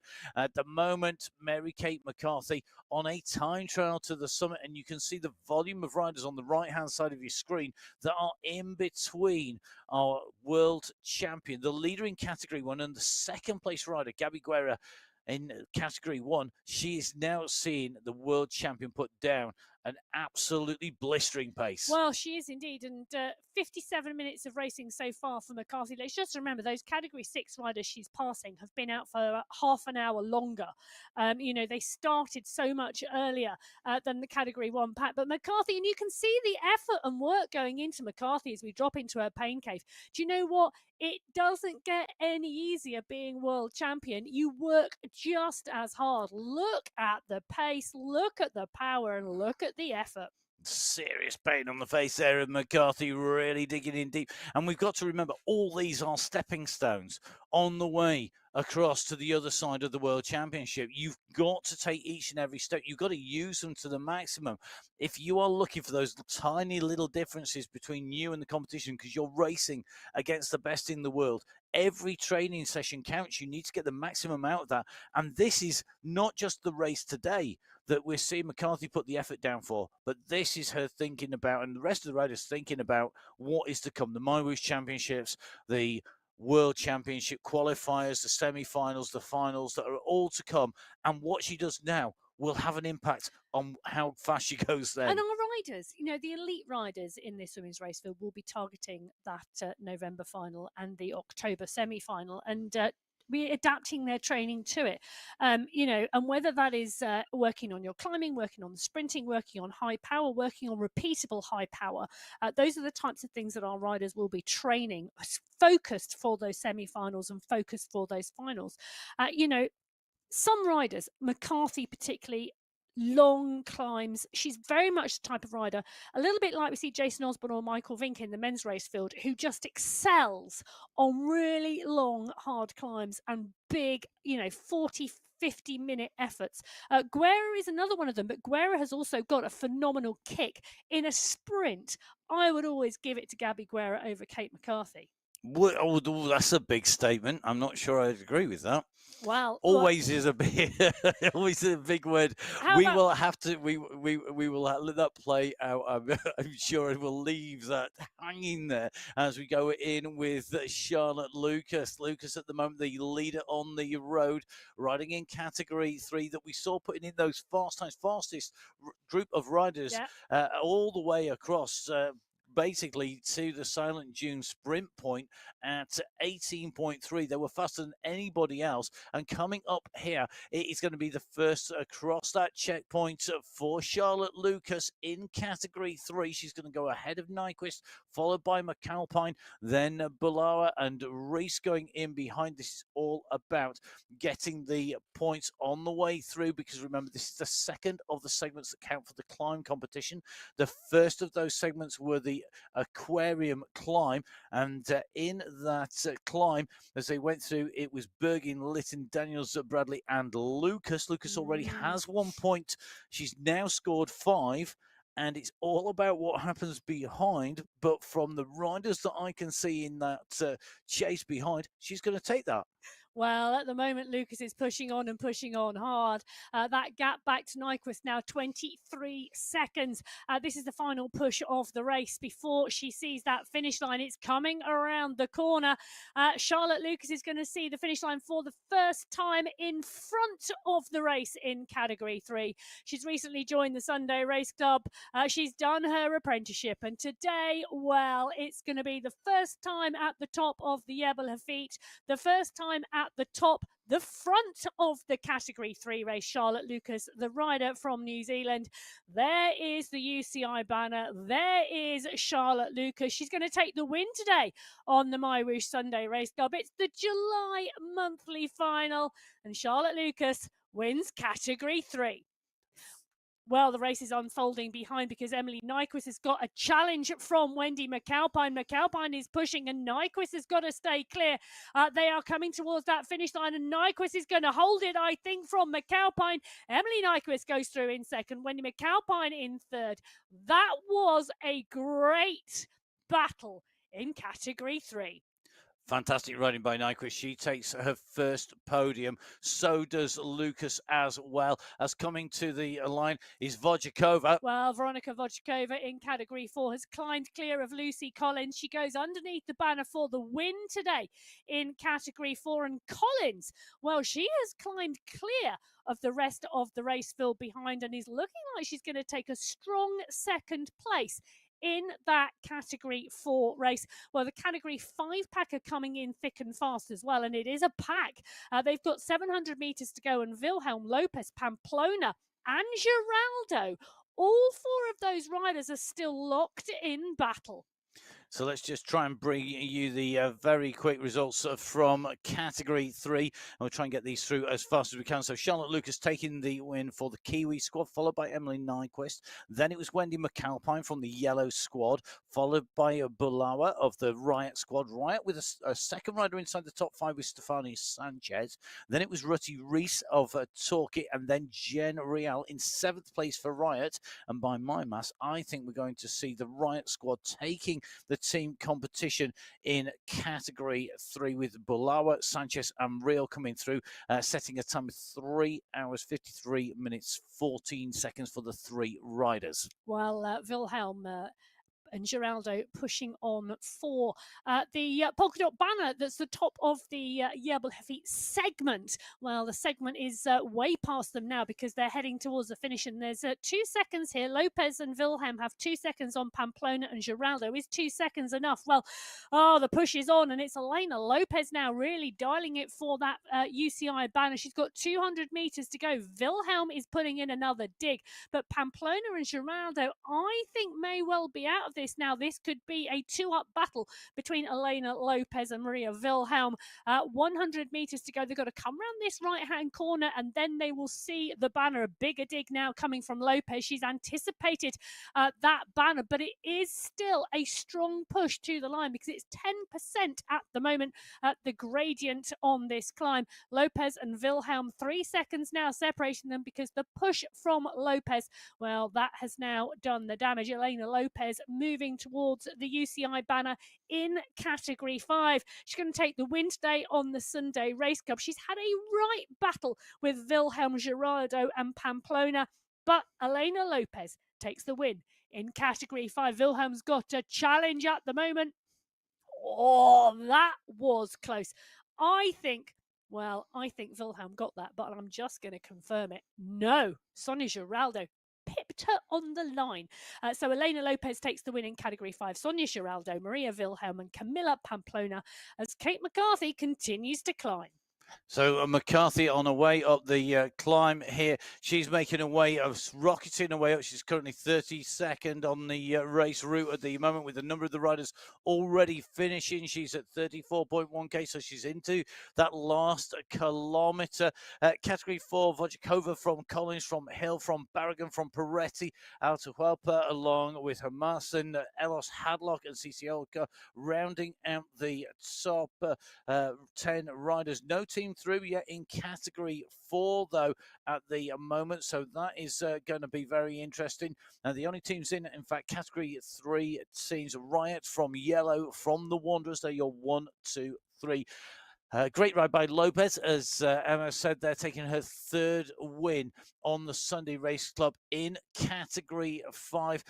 88 participations, but she's managed to get inside the top 5. A substantial number of those, and that means that she's now got 17 top 5s. That was her 3rd win on the Sunday Race Club. So congratulations to Elena Lopez in Category 5, and a great result for her. I'm sure she's going to be absolutely buoyed by that. Will it take her to the team win? Well, only time will tell. Well, Kate McCarthy in the polka dot skin suit in Category 1, now pushing towards the finish line and absolutely dialing it. She's up and out the saddle and she is pushing on. This is a massive effort from Kate McCarthy. She's just gone past Jay Atkin, the Category 2 leader, but McCarthy now really motoring. This is a determined effort to get the fastest time to that finish line today, but McCarthy, she may well be in the lead, but she is not content with the gap. She wants to drive towards the line. She wants to drive towards that UCI banner, and that is what she is doing at the moment. She is up, she is out of the saddle, and we are witnessing Kate McCarthy winning the Sunday Race Cup today for the July final in Category 1. It's going to help our Block International in the team competition, but Kate McCarthy, the world champion, is your winner today. She goes across the line, puts in an easy gear, freewheels her way through Fantastic result for her as we see category 2. This is the run for the line for Jay Atkin. Atkin in the polka dot skin suit here of the fastest climber, making her way up here. She's got a clear run to the line in category 2. She's ahead of the second place rider in category 1. That is Gabby Guerra, but Atkin is going to hit the line first, or will she? Here comes Guerra with a final sprint that we saw a similar sprint from McCarthy. Well, Atkin is going underneath the banner as the winner in category 2 right now as Gabby Guerra comes in to take second place. Big push from Guerra. She's ahead of Lethbridge, Becerra and Kennedy. They're the riders behind, but Guerra, what a finish in that category 1 race. This, though, is the battle for second, third and fourth, I think, in category 2, and it's Simmons. She's in the mix with Yaramillo and Vittori. Kalman is there as well as Guerra, but at the moment it's Hayley Simmons and Serena Vittori. Vittori is pushing on. Serena Vittori is going to take it from Hayley Simmons, from Yaramillo, from Kalman. They are all in the mix. Let's just give you a roundup of category 2 coming in and through, because I think there were riders dotted all over the road there. Jay Atkin coming through, taking the win. Second place, out of sight, was Alice Lethbridge coming through, taking second place. She came through about 15 seconds ahead there of Vittori, then Simmons, followed by Cowan, and then it was Jaramillo, Garea, and Dagan Mashandi. So really interesting battle there. Well, whilst there's interesting battles everywhere else, there's also interesting battles in the category 1 race, because this is the race for third. Kristen Kolczynski, Merle Bruni and Maria Holdcroft, the 3 riders battling out here, and Holdcroft's put a massive dig in. So has Bruni. Bruni's gone at 10 watts per kilo. This is a massive sprint now as Holdcroft's battling Bruni. Bruni's at the front of the race here, and Bruni's power is absolutely dialing it, but Holdcroft now kicks, but Bruni takes the win from Holdcroft, from Kolczynski. That's going to be your third, fourth and fifth place finishers in the category 1 race today.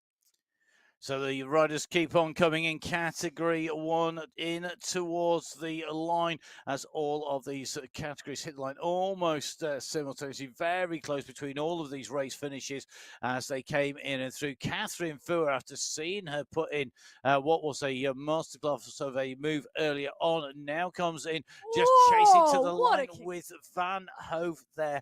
The rider makes her way into the line over and above. Great move by Fuhr there to come in, but not taking top spot. McCarthy from Guerra, from Bruni, your 1, 2, 3. You can see the time there, 1 hour, 7 minutes, 30 seconds for McCarthy on the race route. So 67 minutes, 30 seconds. Chased to the line by Guerra, 43 seconds down. Then Merle Bruni at just over 2 minutes. That little sprint in between herself and Holdcroft. Then Kolczynski in 5th. Fuhr, Van Hove, Atkin, Lethbridge and Vittori. That is the individual competition. Let's look at the team competition. Well, the team competition, Ablock International take it with McCarthy, Holdcroft and Kolczynski. 1 minute, 11 seconds from Guerra, Bruni and Fuhr from the Sweat Sensations. But I am going to just let you know that the course record was not just broken today by Kate McCarthy. Gabby Guerra in second also broke the old course record here on the Jebel Hafeet. And that was even though by 20 odd K into this race route, they were the 3rd fastest group on the road. It had taken them a long time to get warmed up, but my goodness, they fired. Don't forget, you can catch up with all the team results. Ablock International taking it from Sweat Sensations in category 1, Globetrotters from United Cadence and Core in category 2. All those team results on the MyWhoosh.com website. Go to results on there, get details of all of the events, including the MyWhoosh Championships and the World Championships as well. You can catch up with myself. That's Matt Payne at Matt Fixer Payne at biking_Emma for Emma Martin. That's our women's monthly final concluded, but we have the men's final coming up next. That's in no short order. Going to be about 10 minutes before we kick that off, and we start the men's racing here on MyWhoosh for the monthly finals. Make sure you get refreshed, refueled. We'll be back shortly. But for Emma and myself, Matt Payne, stay safe. See you in a minute. Bye. Bye.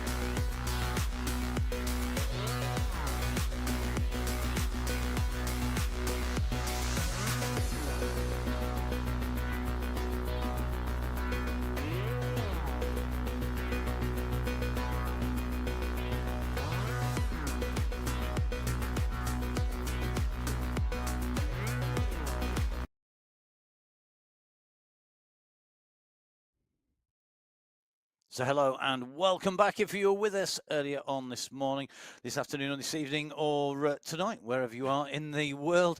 This is part two because this is the men's race as part of the MyWhoosh Sunday Race Club monthly final for July. My name's Matt Payne. I'm in the commentary box with Emma Martin. We're bringing you all of the race action for our finals with a shake-up to those segments that are now turned to checkpoints. So checkpoints across the race route rather than segments to sprint for or to climb for. 3 of the segments in our men's route for the sprint competition, 2 segments for the climbs competition, indicated by the green and the red as per normal. Well, the checkpoints are new, but the course is not.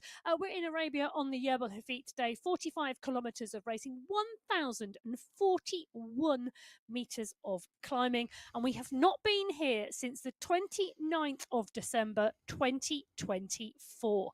So there's a number of riders new to MyWhoosh this year who will have not raced the Jebel Hafeet. Well, what is going to face them? They're going to come out of the start pen through the Expo Sprint checkpoint at 3.3 kilometres, through the Abu Dhabi Sprint checkpoint, then on to the Aquarium climb, which is the first of the 2 climbs today, down and through the Silent Dunes Sprint checkpoint at the 28.3 kilometre marker before at the 34.5 kilometre point on the race, they hit the Jebel Hafeet climb. Well, 10 kilometres of climbing, an average gradient of 7%, but there are some flats along the way, short flats for micro rests as part and parcel of the climb. 690 metres of climbing facing the men today, and that checkered flag at the top of the Jebel Hafeet.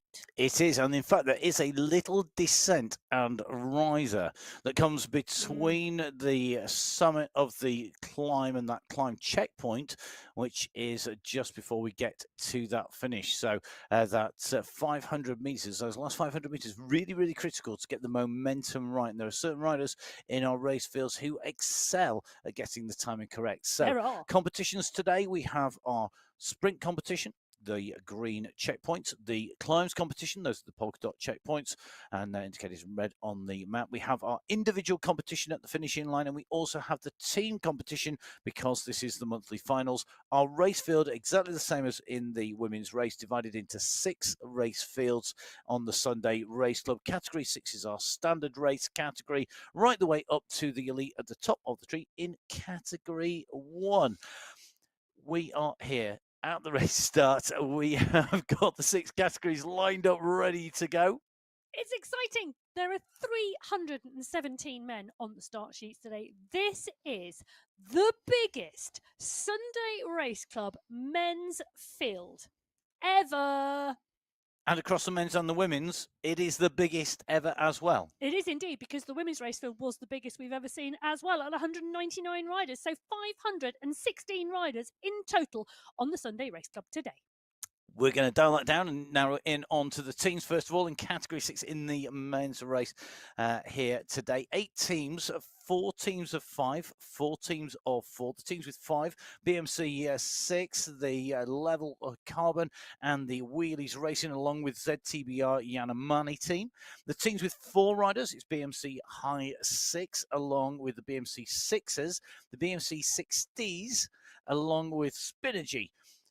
Those are the teams that can qualify for the teams competition because you need 3 riders. Their team's time is basically taken by adding up the fastest 3 riders to finish in each team. But it does pay to have some spare riders. You never know who's going to have a good or a bad day. You don't want a bad day on the Jebel Hafeet. You want a good day up the legendary climb in the UAE. Our Category 6 riders will be the first of our ways to leave town, to head out and head towards the mountaintop finish. 45 kilometres, 1,041 metres away. It's Category 6 underway.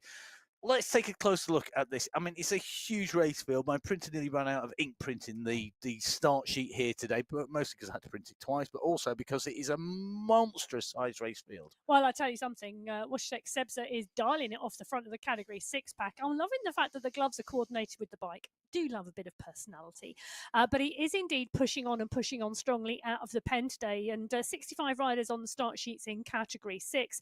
And as you said, some phenomenal performances this month. 3 different winners across the 3 qualification races and 11 different riders in the top 5 in category 6. There's some real strength and depth in the race. So Rune Nielsen has been riding well. He's just picked up the mantle at the front of the race. Now, let's just remember that first checkpoint doesn't come till 3.3 kilometres in the men's race. But take a look at the damage already being done to this race field today.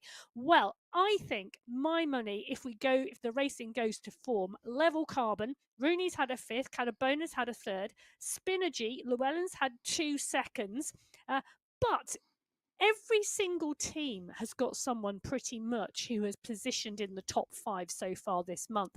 So for me, this is all about 2nd and 3rd counters and time gaps in category 6. And in category 6, we've got about 2/3 of the race field in teams.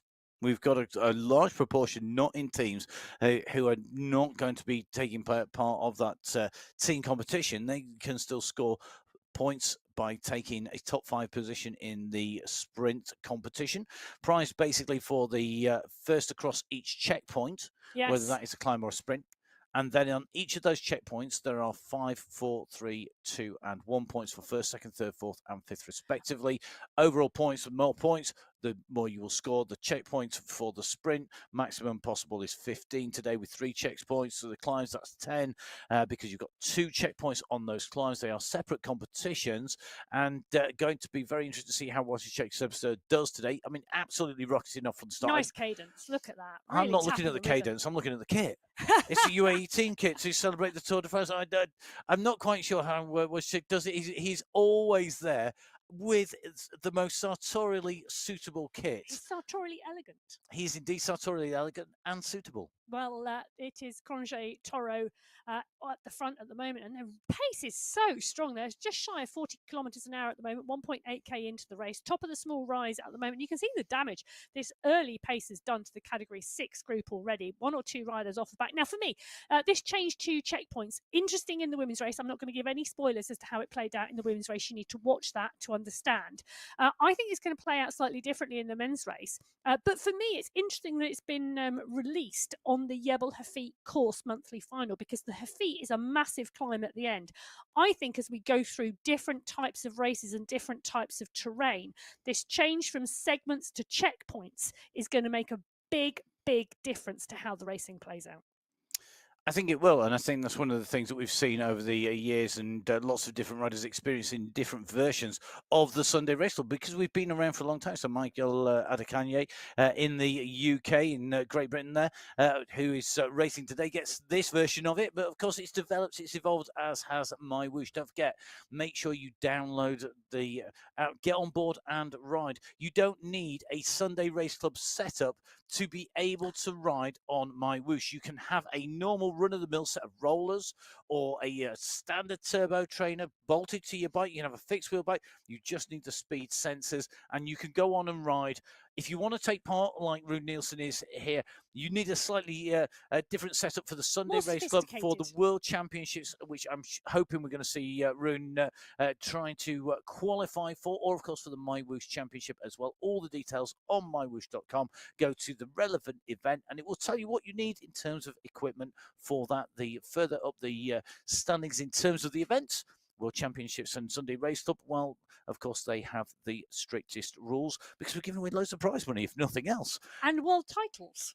Indeed, which is probably worth even more. These are your teams in the Category 5 race. 11 teams in total. 6 teams with 5 riders, 3 teams with 4, 2 teams with 3. The big teams here today are Cycling District 5, the Level Avengers, Dirt First, Level Up, the Level Warriors, and Up Cycle. They all have 5 riders. With 4 riders, you've got BMC Get Racing, the BMC Rule 5 squad, along with the ZTBR Charuas. The teams with 3 who can't afford to lose anybody as they leave the start line. BMC High 5 have 3 riders, as do the light hitters. and they can't afford to have any lightweights in there. They've got no reserves. When you only have 3 riders, every one of them has to make this count, as we see Eben Svarts kicking away from the line, but very quickly moderating the effort somewhat, just to make sure that he doesn't expend too much. But he's, I think, seen the fact that Luke Allport is trying to do an Allport from the front of the race and go with him. I think Luke Allport is one man who's going to benefit from the changes to checkpoints. He loves a big drag. He loves a fast race, and he loves to push it from the start. And that's exactly what he's doing today. Eben Svart, now for me, Svart has had a really good month already. He's already taken a win on the Sunday Race Club in July, part and parcel of that Level Warriors squad. And I think the Level Warriors, also teammate of Luke Allport, 2 riders, front of the race, same team, pushing it on. Svart's taken a win already. Callangad, Allport, Bertrand, and Brambati. Brambatti's had a 3rd place. For me, the Level Warriors are going to be right up there in the team competition. And I think Allport and Svart are dialing this under team orders. Now, the other teams I think they need to watch out for. Upcycled. Bellows had a 3rd. Pulaka's had a 5th. Wang has had a win. And Alalusa has had a 2nd place. With Florian Dromard as their 5th rider. That is one squad, let alone the fact that they come from all around the world. France, the UAE, Denmark and Finland. Loving the mix. Well, there's a mix of riders all over here. But for me, those 2 are the teams to watch. So 2 big teams in there. Don't forget, we also have some individual riders as well in Category 5. But at the moment, interesting mix with Allport and Schwartz up there. Now goes Ola Warren, quickly kicking on. The Level Avengers rider from Sweden, making his move up onto the wheel of our 2 escapees. They haven't got a huge amount of time. They are at 1.6k. And if this is a push for the checkpoint, it's not paying off. Look at the responses coming here from the riders behind. Reinheimer at nearly 8 watts per kilo. Well, my question is, are Ola Warren and Joel Warren related? If anybody knows, please get in touch with Rewind, start again. If anybody knows if Ola and Joel Warren are related, please get in touch with me, Emma Martin. There we go. At biking_Emma on Instagram. And don't forget, whilst you're on Instagram, make sure you give MyWhoosh a follow. It's at MyWhoosh on Instagram and on Facebook. Whilst you're online, make sure you subscribe to the MyWhoosh YouTube channel. Lots of great updates on there. So for news of when the MyWhoosh Championship starts, some of the little features and highlights, you could have been on there. You've got the news first on there. Don't forget, of course, whilst you're online as well, subscribe, but maybe have a listen to the various podcasts out there. Key of those at the moment, if you are into all things MyWhoosh, the MyWhoosh Championship and the World Championships, don't forget to have a listen to the Zimmunique with Matt Smith, and Director of Esports, not the Zimmunique, the Virtual Velo Podcast. You get to there by the links on the Zimmunique, which is always how I navigate to it when I'm online. So make sure you have a listen to that. Matt Smith with a really, really insightful interview there, and lots of updates on this. So do have a listen. And just a quick shout out, Matt, we are thinking of you at the moment. Some news from Matt. So our thoughts with Matt at the moment. I know I can't imagine he's on the start line today. Well, Category 5 and Category 6 are underway. Category 6 coming into the 6-kilometre marker. They are through the first checkpoint, and Stephen Tygart led them through at that point in the race. Big race field in Category 6. 58 riders through that checkpoint. A huge amount already, and this is one of the things that does change the racing. The more riders there are in a race field, the more draft available, the harder it is to break clear. Let's see who's going to be clear in Category 4. In Category 4, well, we have 4 teams of 5, 3 teams of 4, and 2 teams of 3, making 9 teams in total who are eligible for the prizes. The big teams with 5 riders, BMC Racing, along with the Inner Fight squad, On the Rivet Racing and Peak Power Racing, with 4 riders, so 1 spare rider, Cycling District 4, Level Golden 4, and the Anzacs as well. The teams with 3 riders, BMC 4, along with the Anunnaki, and they are the teams that can qualify riders that can get those 3 riders in to take that team competition. 7 teams will take away prizes in each of our race categories. That means 2 teams may well go home empty-handed. Category 4, about to leave the start pens. Here we go. It's time to go race to the Jebel Hafeet and see who can get to the top first. Well, 56 riders on the start sheets in Category 4 as they sweep out of the start pen. And for me, this is the most open category today. And I say that because we've had 3 different winners in Category 4 and 15 different riders in the top 5 over the 3 weeks. Yes, that means that not one rider has done a double and entered the top 5 twice. So for me, this is absolutely so competitive. BMC Racing, Pino's had a 4th, Stevenson's had a 1st, Cycle District 4, Yaniki's had a 3rd, Pedicini's had a 2nd in a fight, Oviedo's had a 5th, Kirchner's had a 3rd. The Anzacs, Dawson's had a 5th, Quiros has had a 4th. There are phenomenal riders making up the rest of those 4 squads, and for me, those 4 squads are in the mix today. But never discount other teams. Level Golden 4, can I just tell you, Brian White, Eric Rimborg, Joa Philo, and Torsten Holtz, never, ever discount those 4 either. Definitely not. It is always great to see our riders out and racing, and whatever category you are, category 1, 2, 3, 4, 5 and 6, you know that you've got the full gamut of the verification. You know you're racing fairly up against your fellow competitors. Mohammed Mukhtari, one of those riders that we always keep an eye on, riding for the Blues team from Turkey, teammate Wilson Fernandez Villada. They're going to be seeing how they get on today.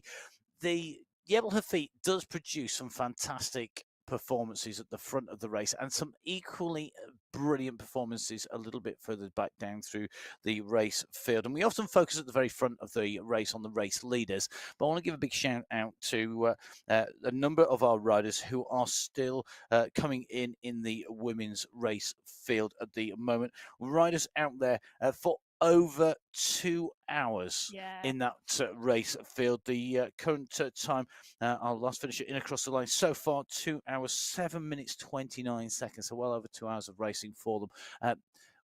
Just remember, if you're still on the climb now, it doesn't go on forever. It will end eventually. No matter how long it takes you, you will get to the top and get over it if you go at it long enough. Make sure you fuel up, rehydrate afterwards, and get ready to come back next week. We'll see how our riders go on. Now, in with Mohammed El Alami at the moment on the left of our screen in terms of in person. Nice casquette or cap there as retro well. Bottles.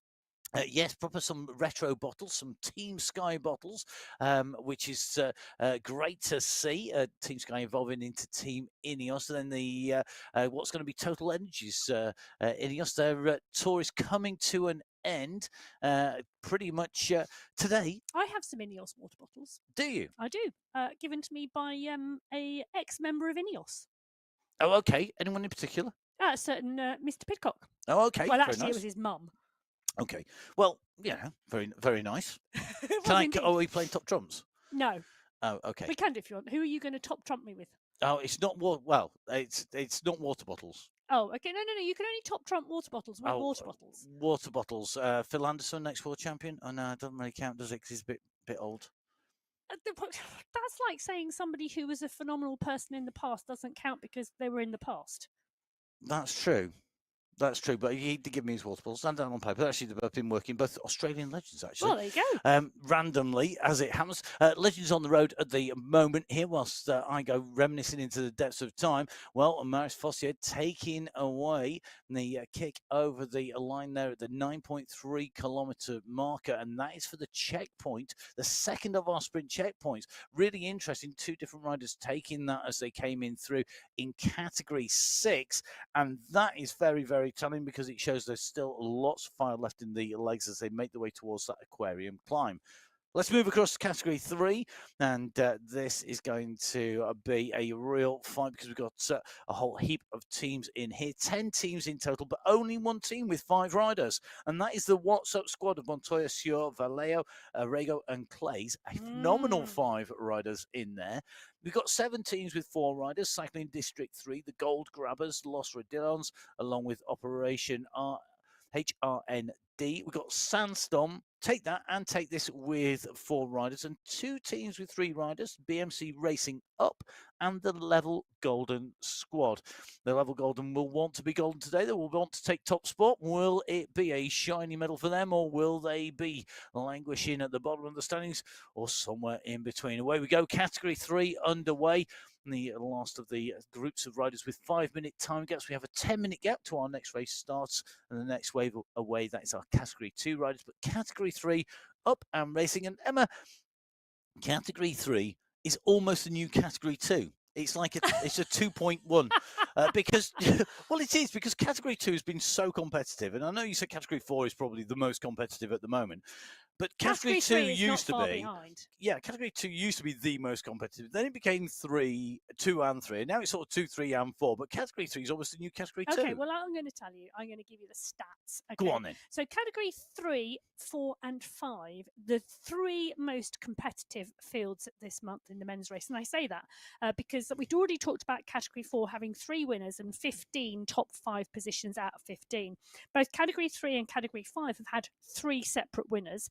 And 14 riders who have made the top 5. So only 1 rider in Category 3 and Category 5 has done the double. Nick Squilari is on our screen at the moment. He's had a 2nd place this month, but he wasn't the rider who did the double.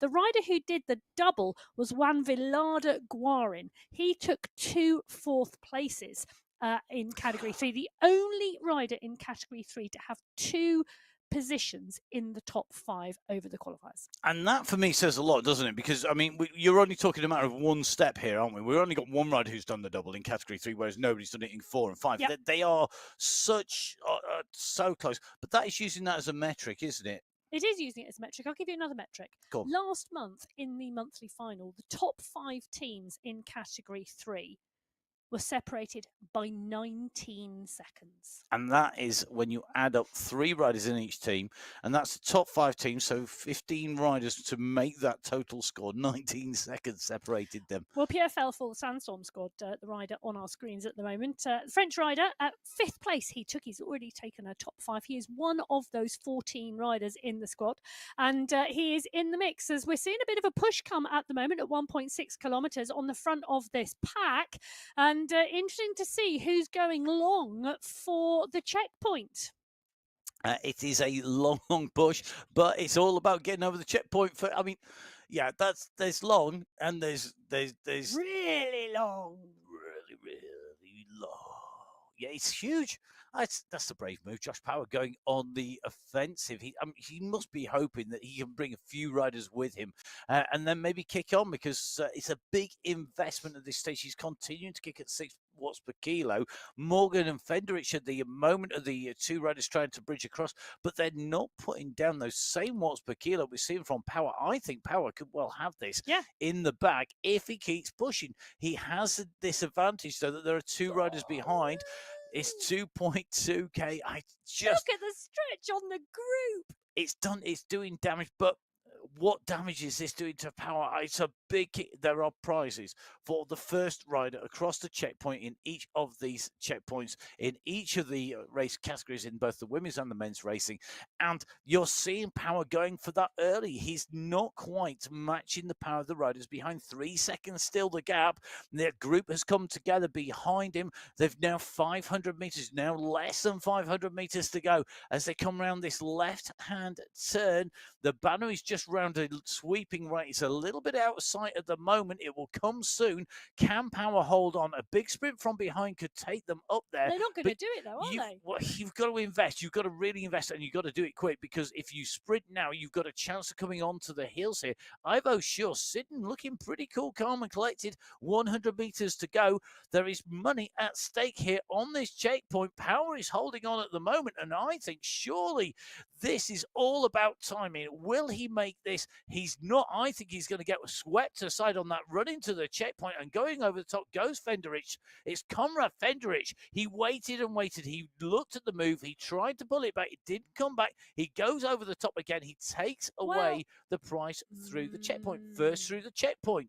Well, interesting, isn't it? Because Josh Parry put that big push in, the rider from Great Britain, an individual rider today. But so is Conrad Fenderich. So not up for the team competition, but picking up the checkpoints along the way. And now comes the danger moment in some ways, because you've put that effort into the sprint Alvarado. and you've gone really deeply into the red. You've pushed your way through to try and pull back power and then get the sprint. And then what you've got to be careful of is, because you're on a climb now, if you are too far into the red zone, these riders still riding at nearly 40 kilometers an hour.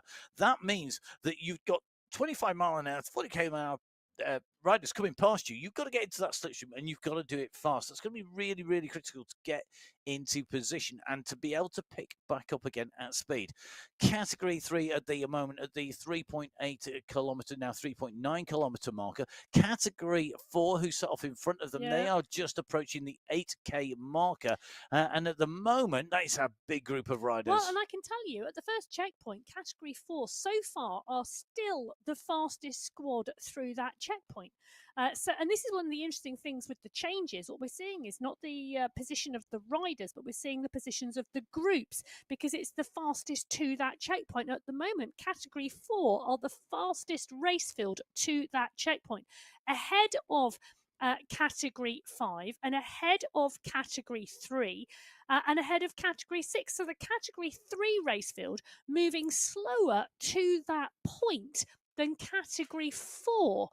Really interesting. And as we see Quiroz and Giuliano, Cadiz and Oviedo, Robinson and El Alami, they are at the front of this Category 4 pack. And there are some of the riders in there I'd expect to be at the front at the finish as well. And that first checkpoint, it was Pino who took the 5 points, from Muktari taking 4 points, Spratt taking 3, Strandvik taking 2, and Rusmaki taking 1. So they are the riders who scored points in that competition for the sprints as well. The second sprint that they'll come to is the Abu Dhabi sprint. That's at 9.3 kilometers, so about 1 kilometer away from where the riders are at the moment. So Category 5 have been through with Joel Warren, taking that from Tapia, from Ola Warren, from Triwanos and Mountier. And they were the point scorers in Category 5. In Category 6, going through Sprint 2, it was Fossier from Howbridge, from Tigard, Gacek and Olsen. They scored the points in Category 6. Category 4, this group is still together and distance is running down under 400 meters to go to our next, just over 400 meters at the moment, because we are making our way in. This checkpoint finished at 9.3. Nice random number for me to try and remember. As we're in with Juan Quiroz, a rider who I would watch out for more, I think, on the climb and the overall. I think he's the sort of rider I think he's going to be riding to try and look to take away an overall finish, rather than necessarily just a segment here or there, or a checkpoint here or there.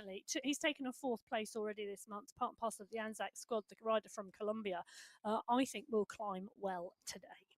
So here we go, starting to wind up now as we make our way around the checkpoint, around this left-hand turn. The sprint unfolding as we watch these riders come in. Spratt at the moment with the gap to Rusty Mackey, to Stevenson, to Cadiz, to Glendinning. He goes underneath the line. Nicholas Spratt puts the kick in. He backs off almost instantly there. He's just tapping out 3.5 watts per kilo, but he sprint through there from the group, able to give him that position at the top of the standings at the second of the checkpoints. So Spratt in 1, Stevenson in 2, Rusty Mackey in 3, Cadiz in 4, and Glendinning in 5. 38 riders in that leading group in Category 4 at the moment. Be interesting looking back to see how many riders. I mean, we've seen a lot of riders in these groups at each of these stages as they make their way in and through. Category 5 at the moment. This looks like another big pack immediately behind Peterson and Schwarzfahrt on the offensive again. Yep. He's got the combativity bug at the moment. He's wanted to take the race in and make it hard. He's with Peterson at the moment in Category 5. But look at the size of the group behind. They're coming sweeping around this same turn here. They're at 12.8 kilometers. They've still got a fair distance to the base of the climb kicking off at 16.4, so just over 16 kilometers. So a bit of time for them to hold on if they're going to stay there. Well, Let's move. Sorry, Emma. Let's move across to category 2. Already flying through the screens here as we make our way in. 8 teams in category 2. 2 teams of 5, and that is the team of Gloria Victis, which is Winfield, Mundell, Dunn, Bjorklund, and Santo. Also, the team of the Goats, greatest of all time. Or will they be? It won't be interesting to see. That is Kane, Bjarhead, Skierski, and Malostic. 2 Cairns, Burke, and Khan. We have teams of 4 in Abus Esports Cycling District level, along with Smarties and the Hitmen. Our team of 3, oh, what a team of 3, Mr. X100, Pablo Popovic and SS of the UAE clan team. And this is a course that they know inside out. All 3 riders have taken victories on this mountain, and all 3 riders could be up there at the finish. Category 2, head out from the start pens. Our penultimate race field hit the roads here, heading towards the Jebel Hafeet. A battle royale in store. Well, and a number of riders have come up into this race field this month. Nicholas Becker, Rick van Urk, Pedro Piera has come up, Daniel Mundell has come up, and David Goodall has come up. So a number of riders new to the Category 2 race field for this finale. And obviously the first time this year we've been on the Jebel Hafeet as well. But 53 riders on the start sheets. Again, the team competition last month, so close. 27 seconds separated the top 5 teams. But this month, Tatu Koinstinen has been more dominant, having taken 2 wins in the Category 2 race. He's won 2 sprints. His timing has been phenomenal. The question is, can he win a climb like the Jebel Hafeet, and will there be a sprint at the top? Only time will tell. But in the team competition, for me, the Goats, well, they took the win last month. Bjarhead has had a 5th and a 3rd. Khan Keynes had a 5th place, and Peter Milostic has taken a win. They are all members of that squad with Paul Skierski and Bert Kane. Category the team who took 2nd place last week, the Smarties, Wozniak's had a 3rd and Dansgaard's had a 4th and a 5th. But the Hitmen, well, I think they're going to be in the mix today. Phil Graves is back on some form. He's taken a 4th place this month. Koislin's had 2 wins.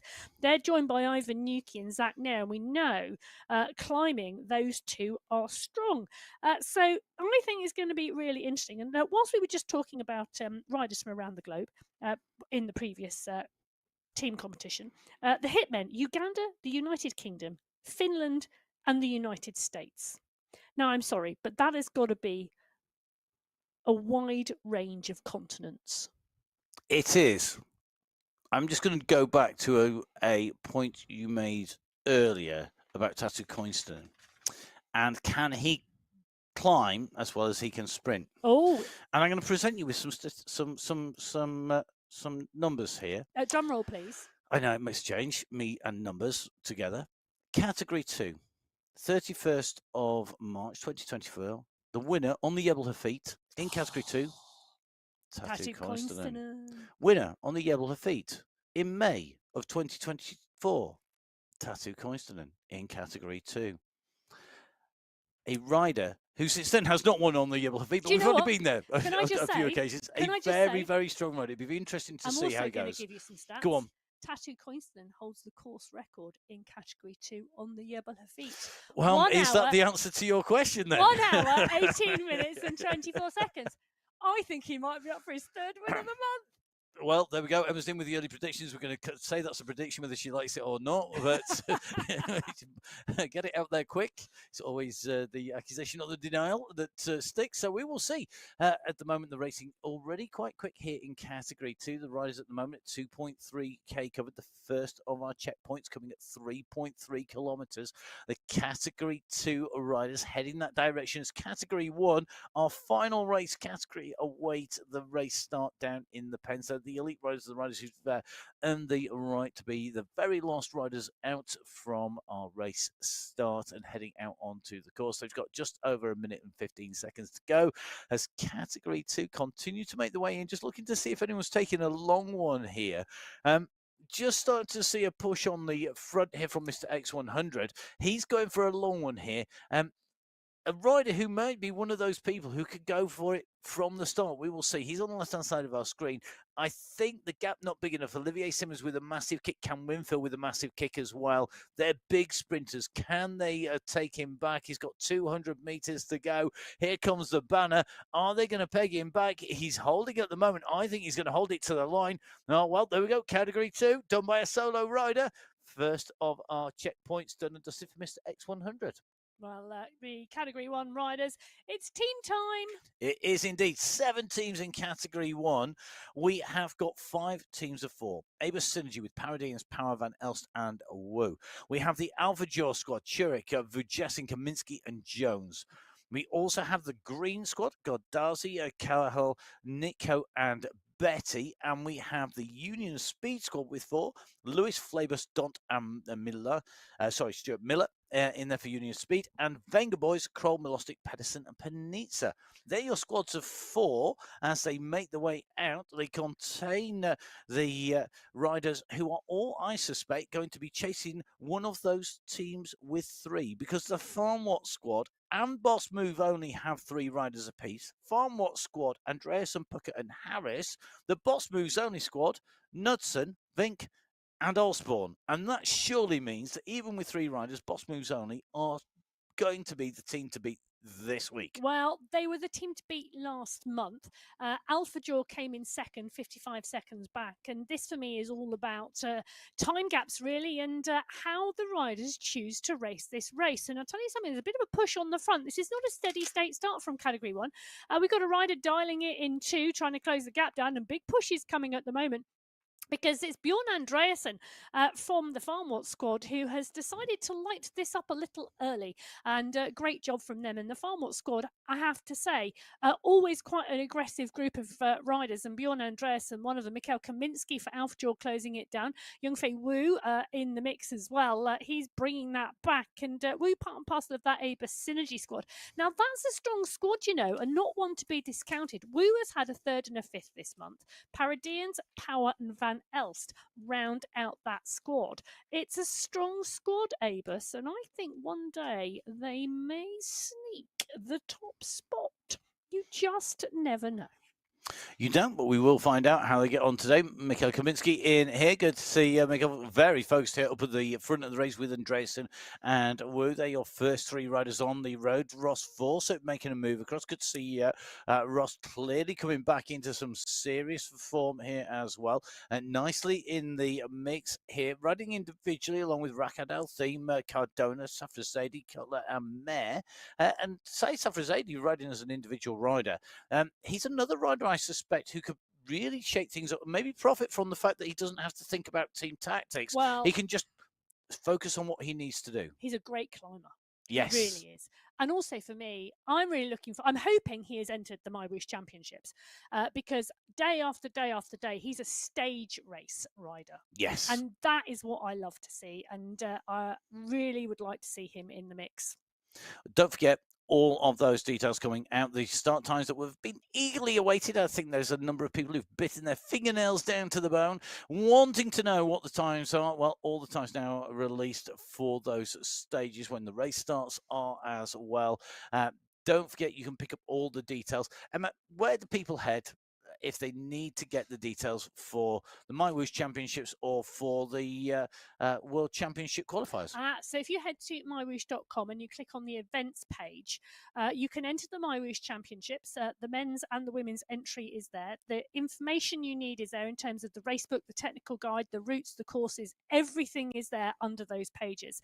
If you want to enter the MyWhoosh Championships, you need to do that by the 3rd of August. You still have time to get on that line and join what is nearly 1,000 riders who have already put in some race entry. These riders who are absolutely dialing it at the moment at the 2.4 kilometre marker in the Category 1 race, I can guarantee you most of those will be here. The open qualifiers for the Worlds, well, you can also find registration on exactly the same page, so mywhoosh.com/events. And we're going to be looking forward to seeing what Hayden Pucker can do, putting down the power now at 2.7 kilometers. He's got to get to the 3.3k marker. Pucker riding for that Farmwatt squad along with Andreasen and Harris. And Andreasen have been on the attack. Pucker has gone, but look at this. He's being answered very quickly here. Kaminsky and Nico are coming up on his shoulder. Now, Pucker has eased back. Kaminsky's coming at 10 watts per kilo. He's going to go over the top here. The banner is in sight, and Mikhail Kaminsky, I think, is surely going to take this ahead of a big charge from Ross Fawcett. Fawcett is going to come through, but he's not going to take that way. First checkpoint complete. Kaminsky in there, but look at this. Fawcett rolls past Kaminsky, and Pucker is on the move as well. I think there could be a counter attack here. At the moment, though, the time to the line, the fastest time currently sitting with Mikhail Kaminsky from the start of our race, making the way to checkpoint at the Expo Sprint. Kaminsky, 4 minutes 12 seconds of racing complete. Well, but all the squads rolling strongly. X100 Category 2 leads them over. Conrad Fenderich leads over Cat 3. Francis Pino leads over Cat 4. Joel Warren leads over Cat 5. And Stephen Tiger leads over Cat 6. Now, I'm just going to go back to Ross Fawcett because we were talking about the MyWhoosh Championships. He was a phenomenal sprinter and targeted the sprint competition, if I remember correctly, in the MyWhoosh Championships in 2023.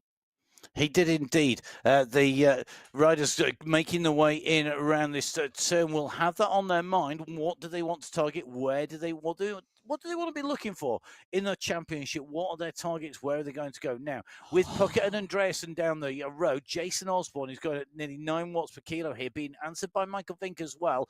I think they're very aware that they have got two of the riders down the road from the Farmwatt squad in Puckett and Andreasen, and they know that if they give them a little bit of ground, you will see them looking to accelerate clear. Here's Michael Vick on your screens on the left-hand side, in person, right-hand side. The avatar tapping out the rhythm here at 7.8 watts per kilo, making sure he marks out Andreas, and Pucker continues to push at 6 watts per kilo, coming round this turn, down the dip. They're going to go up onto this little bit of a rise as you come round this left-hand turn into the next section, of course. At the moment, this is at 4.7k. At the moment, it's just a rolling dip before we make our way through towards our next checkpoint at 9.3k.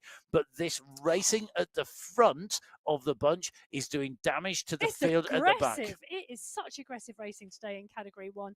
That Farmwatt squad really nailing it with Andreasen and Pucker. And take a look at what it's doing to the pack, because we've already got 1 or 2 riders in danger on the back of this Category 1 pack at the 5-kilometre marker. Power, Turek, Harris all in the mix. Safra Zaidi, Nitko in there as well. But as we take a little bit of a look and try and work out who's in danger, I think it might be Ross Fawcett. Stuart Miller is there. No, Lyndon Milostic is in the mix. It's Ricardo Panizza at 4 seconds, and he's nailing it at 7 watts per kilo to try and get back on. So look at this big push.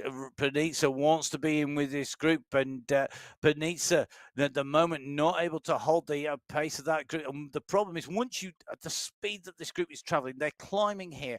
Okay, it's not a huge gradient, but they're climbing at 40 plus kilometers an hour. Yes. And because they're doing that, aerodynamics plays its part. Being in the draft, having your watts numbers in green, showing that you're hiding behind the riders in front, absolutely critical. If you lose that, you have to put out more energy than riders on the front of the main bunch to get back to them, and that's not going to happen. It's just you just can't. You just cannot. You're reliant on them easing off, aren't you? Yeah, rather than getting back. You just cannot get the speed, and you can't get your avatar up to speed quick enough. Well, up to speed at the moment at the front of the Category 2 race, it's Winfield Hoffman is in there. Kennett is in there as well, and they are absolutely dialing it at the moment at the 9.3 kilometre marker, and that's because it's the second checkpoint of the day at the Abu Dhabi sprint checkpoint. And they are really motoring here in Category 2, and it's Mateus Sanchez leading them through. Lucas Hoffman, Cam Winfield, Olivier Simmons, Jamie Cahill, Jakob Bjorklund, Phil Graves. Olivier Simmons is in there as well as Dylan Kennett and Michael Manchando.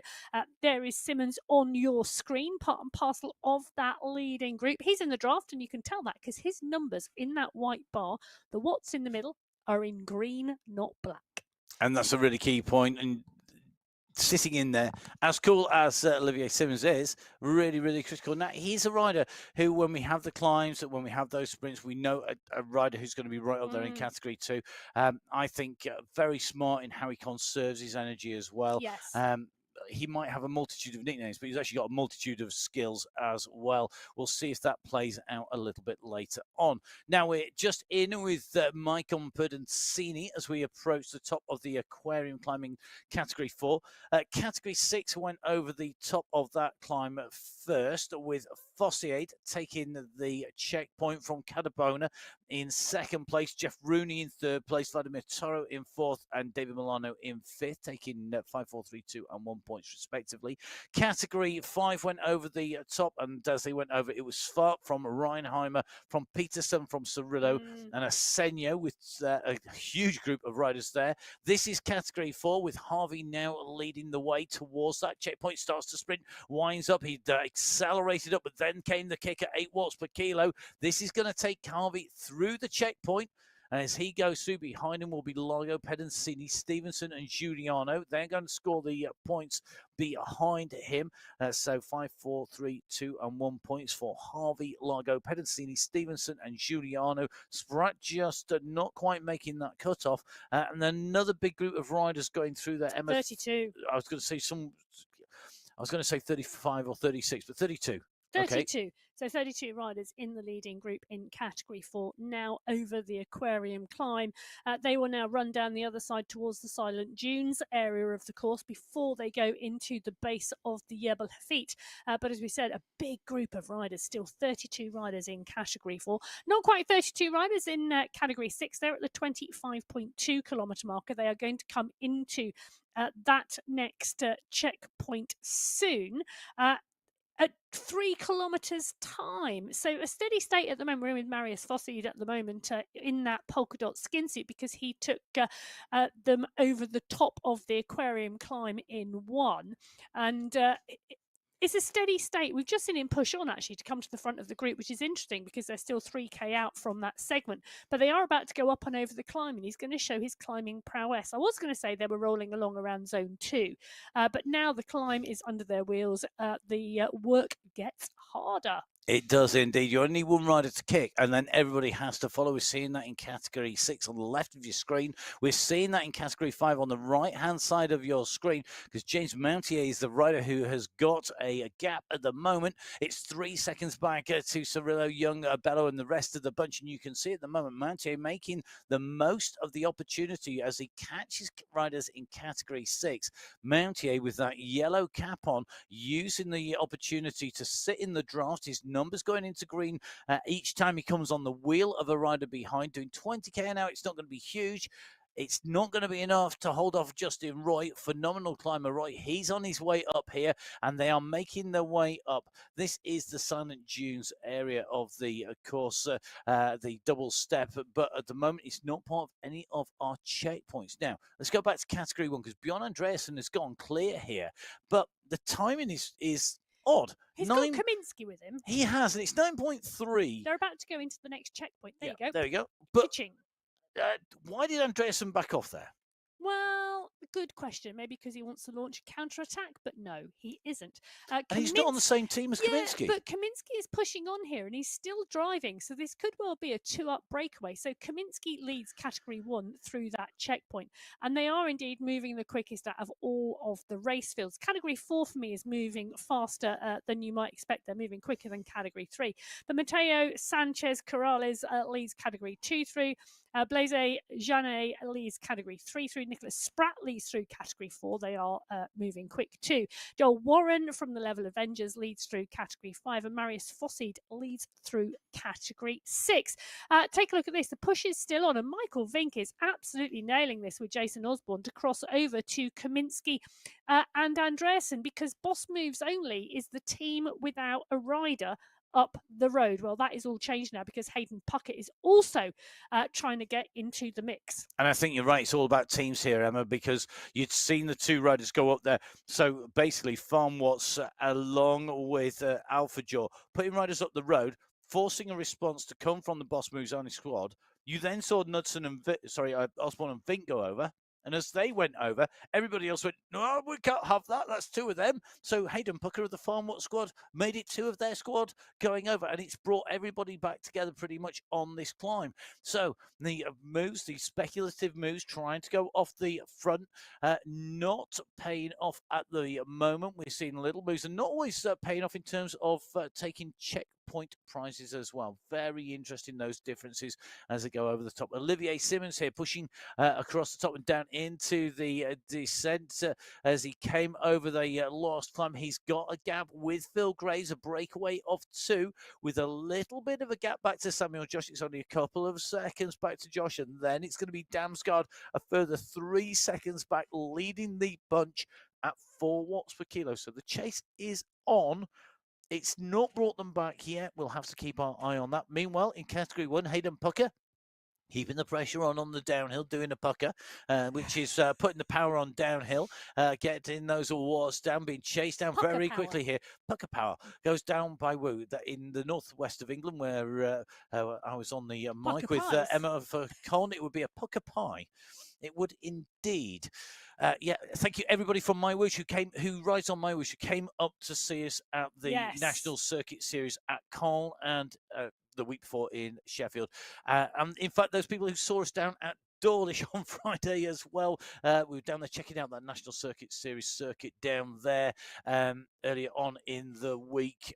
It's always a pleasure to put words to the action on a different discipline. We do that across world championships in multiple disciplines. But what really makes it special is when you're doing something different and somebody from MyWhoosh world comes up to you and says, I race on the Sunday Race Club. I've been on your workout. I've seen you on there. I've done that, and it's great. So thank you everybody who came up and said hello and had a chat. It was really great to see you. Thank you. Can I tell you, I've had one of the MyWhoosh members get in touch with me today to say, in fact, Marvin Angarita, who's currently racing in Category 3, he's already taken a win this month, has got in touch to say to me he is indeed heading to the Paracycling World Championships in Belgium at the end of August. And am I going to be there? Because I did commentate on the Paracycling World's Road last year in Zurich. If I am, can we say hello? Yes, I am going to be there. I am indeed going to be in Belgium for the Paracycling World Road Championships in August. Putting words to the action with the wonderful Barney Story from the UK. And I am indeed going to arrange a hello with Marvin Angarita. So don't forget, you can catch up with Emma at biking_Emma, wherever you are. Bjorn Andreasen on the attack. Bjorn, if you want to say hello to Emma at any in-person event, just come up and say hi. We are really friendly people, honest. Even Grumpy Matt can be really nice on occasion. Bjorn Andreasen on the move. He's been fabulous today, isn't he? I thought you were going to say that about me, not being grumpy. So Bjorn Andreasen on the move. Stefan Van Els on the chase. And Bjorn Andreasen really has been taking the racing on at the front and making everybody else work hard. I think there's team tactics, as you said, at play. Be interested to see what Mark Santo does here today. Santo racing at the moment and looking pretty strong in that group for the Gloria Victis squad. One of our Latin team names. We've got some great team names in there as well today. But great to take a look in. Don't forget, if you are racing and you're not being featured on the show like Mark is, please, please, please, please, please, please, please make sure that you follow the instructions to join the Zoom room. If you don't do that, then we really, really can't get you on. So if you don't follow the instructions about keeping your name the same for the Zoom room as your rider name, if you don't get that camera into landscape mode and make sure that the phone's following it across, we just can't put you on. So please, please, please do that. We really want to see the shot of you out and racing. So I'm in the Category 2 pack at the moment, and X100 and Phil Graves are pushing on the front here. Walter Bjarhead, Manchando and Wozniak driving on the group behind. Now, my question to the Category 2 pack is, because we've got Frederic Grandbert, Geoffrey Miller and Nathan Guerra part and parcel of a team, I want to know whether you can get good croissant in the USA. Well, their team name does translate as the Raging Croissants, which is the Croissant Enrage, or Enragé, So the croissant enragé is the French for the raging croissants. But are they raging because they've got a burnt one from America? We will I find don't out if know. it's overcooked or not. We will see as we come in towards the end of the race. Now, just taking a look at Luke Allport here. He's got the Category 4 bunch charging up behind him. So good to see Luke in action. The bunch comes steaming up alongside here, and that Category 4 group coming up alongside. He puts the phone down. No time for social media, Luke. Put the messaging down, jump on the train. It's on its way past at a perfect time because he's going over the top here, and you can see the experience of Allport very quickly back out of the saddle, jumps in with the group. Now he can get back to what he was doing as they go into the descent. He's making sure he's sitting in the right place in the draft. Yep, big kick to get into the middle of the pack, sit in the draft, and then able to stay in it and come back off the power slightly because those numbers are green. That's exactly what he wanted. And he's now tightly in that pack and tightly in that draft. Well, one man who's not in the draft of anybody, Bjorn Andresen, continuing with this push, now 10 seconds ahead of the nearest rider. He is a former world champion, esports world champion, and he took that win by breaking away. He did. He was a bit of a surprise rider at the time, a young rider, still a young rider. Everybody's young compared to me, but he's young compared to most. And he's a rider, I think, who we are going to see if he can get this breakaway to stick. You would, because he did it in a world championship, everyone's aware of that. But behind, Vink, Osborne, Wu, Justin Elst. Who's at the front of the bunch? Vink and Osborne, right in the mix there. Vink sits on the front there. They're keeping an eye on Andreas, and they are very aware of his abilities. They won't want to give him too much room. There'll be a time when he starts to come back. Now, let's move from Category 1 to Category 3, who have been some of our fastest riders during the course of the racing so far. And Lasse Hansen at the moment ahead of Matthias Kalman, then Mayor Fenderich, the rider who has got the lead in the sprint checkpoint competition. Fastest through those checkpoints on the sprint competition. Remember, 3 checkpoints on flatter sections. I'm not going to say flat because that's not strictly correct. They're not always flat, but they are on the non-major climb sections. The non-major climbing sections. I would argue they're not sprints because some of them are on sections that come immediately following a climb. So you've got to have a bit of climbing to stay with them. So I think the intermediate checkpoint competition is probably better, but it's not exactly as catchy as sprint. You can see Matthias Kalman there, just tapping his rhythm of the way there. I was expecting him to see if he could do it all the way to the top. It's taking him to the front, though. That's maybe a technique we're going to see adopted by more riders there. A little bit of arm action. Technique, isn't it? Because, if you were running sprinting, you would be using the arms to drive the sprint. Why not drive the legs with the arms on the bike? Other far better techniques are available from the MyWhoosh coaches, including Coach Emma, who will return in September with genuine tips and advice rather than Mickey's aching commentary ones. Yes. And on that note, Emma gets up to lead. Oh, no, she's sat back down again. So we're going to take a look at the very front of Category 2. Mr. X100 and Phil Graves with an 8-second lead to Michel Machado from Portugal, the cycling district rider, ahead of by 3 seconds of Hoffman, 4 from Simmons, even more to Halen. Really interesting now. What can they do? They are pushing on. Remember, Mr. X100 took away the first of our segments, I think it was, with the lead through there. He's going to come up towards the climb here with Phil Graves, and this is a duo of old. When we talk about going back in the history of climbing, of riding on the Jebel Hafeet, we may not have been here since December, but both these riders know this inside out. And they're going to try and stay clear of Machado and Simmons, along with Hoffman. They're the chasing 3 riders, the trio of riders on your screen at the moment. They can see the leaders in front as they continue to push immediately behind them. Look at the pack. That is a big swarm of riders coming after them. They're being led at the moment, I suspect, by SS, but he's not chasing hard here. He's just tapping out a little bit of a rhythm to make sure those 3 don't go too far down the road. He doesn't want them to feel that they've got the impetus to carry on, I think. He wants to make them resigned to the fact they're not going to get up there without taking everybody. So they back off, and that gives his teammate, Mr. X100, chance to get that win. And that is, it is a tactic that we see regularly.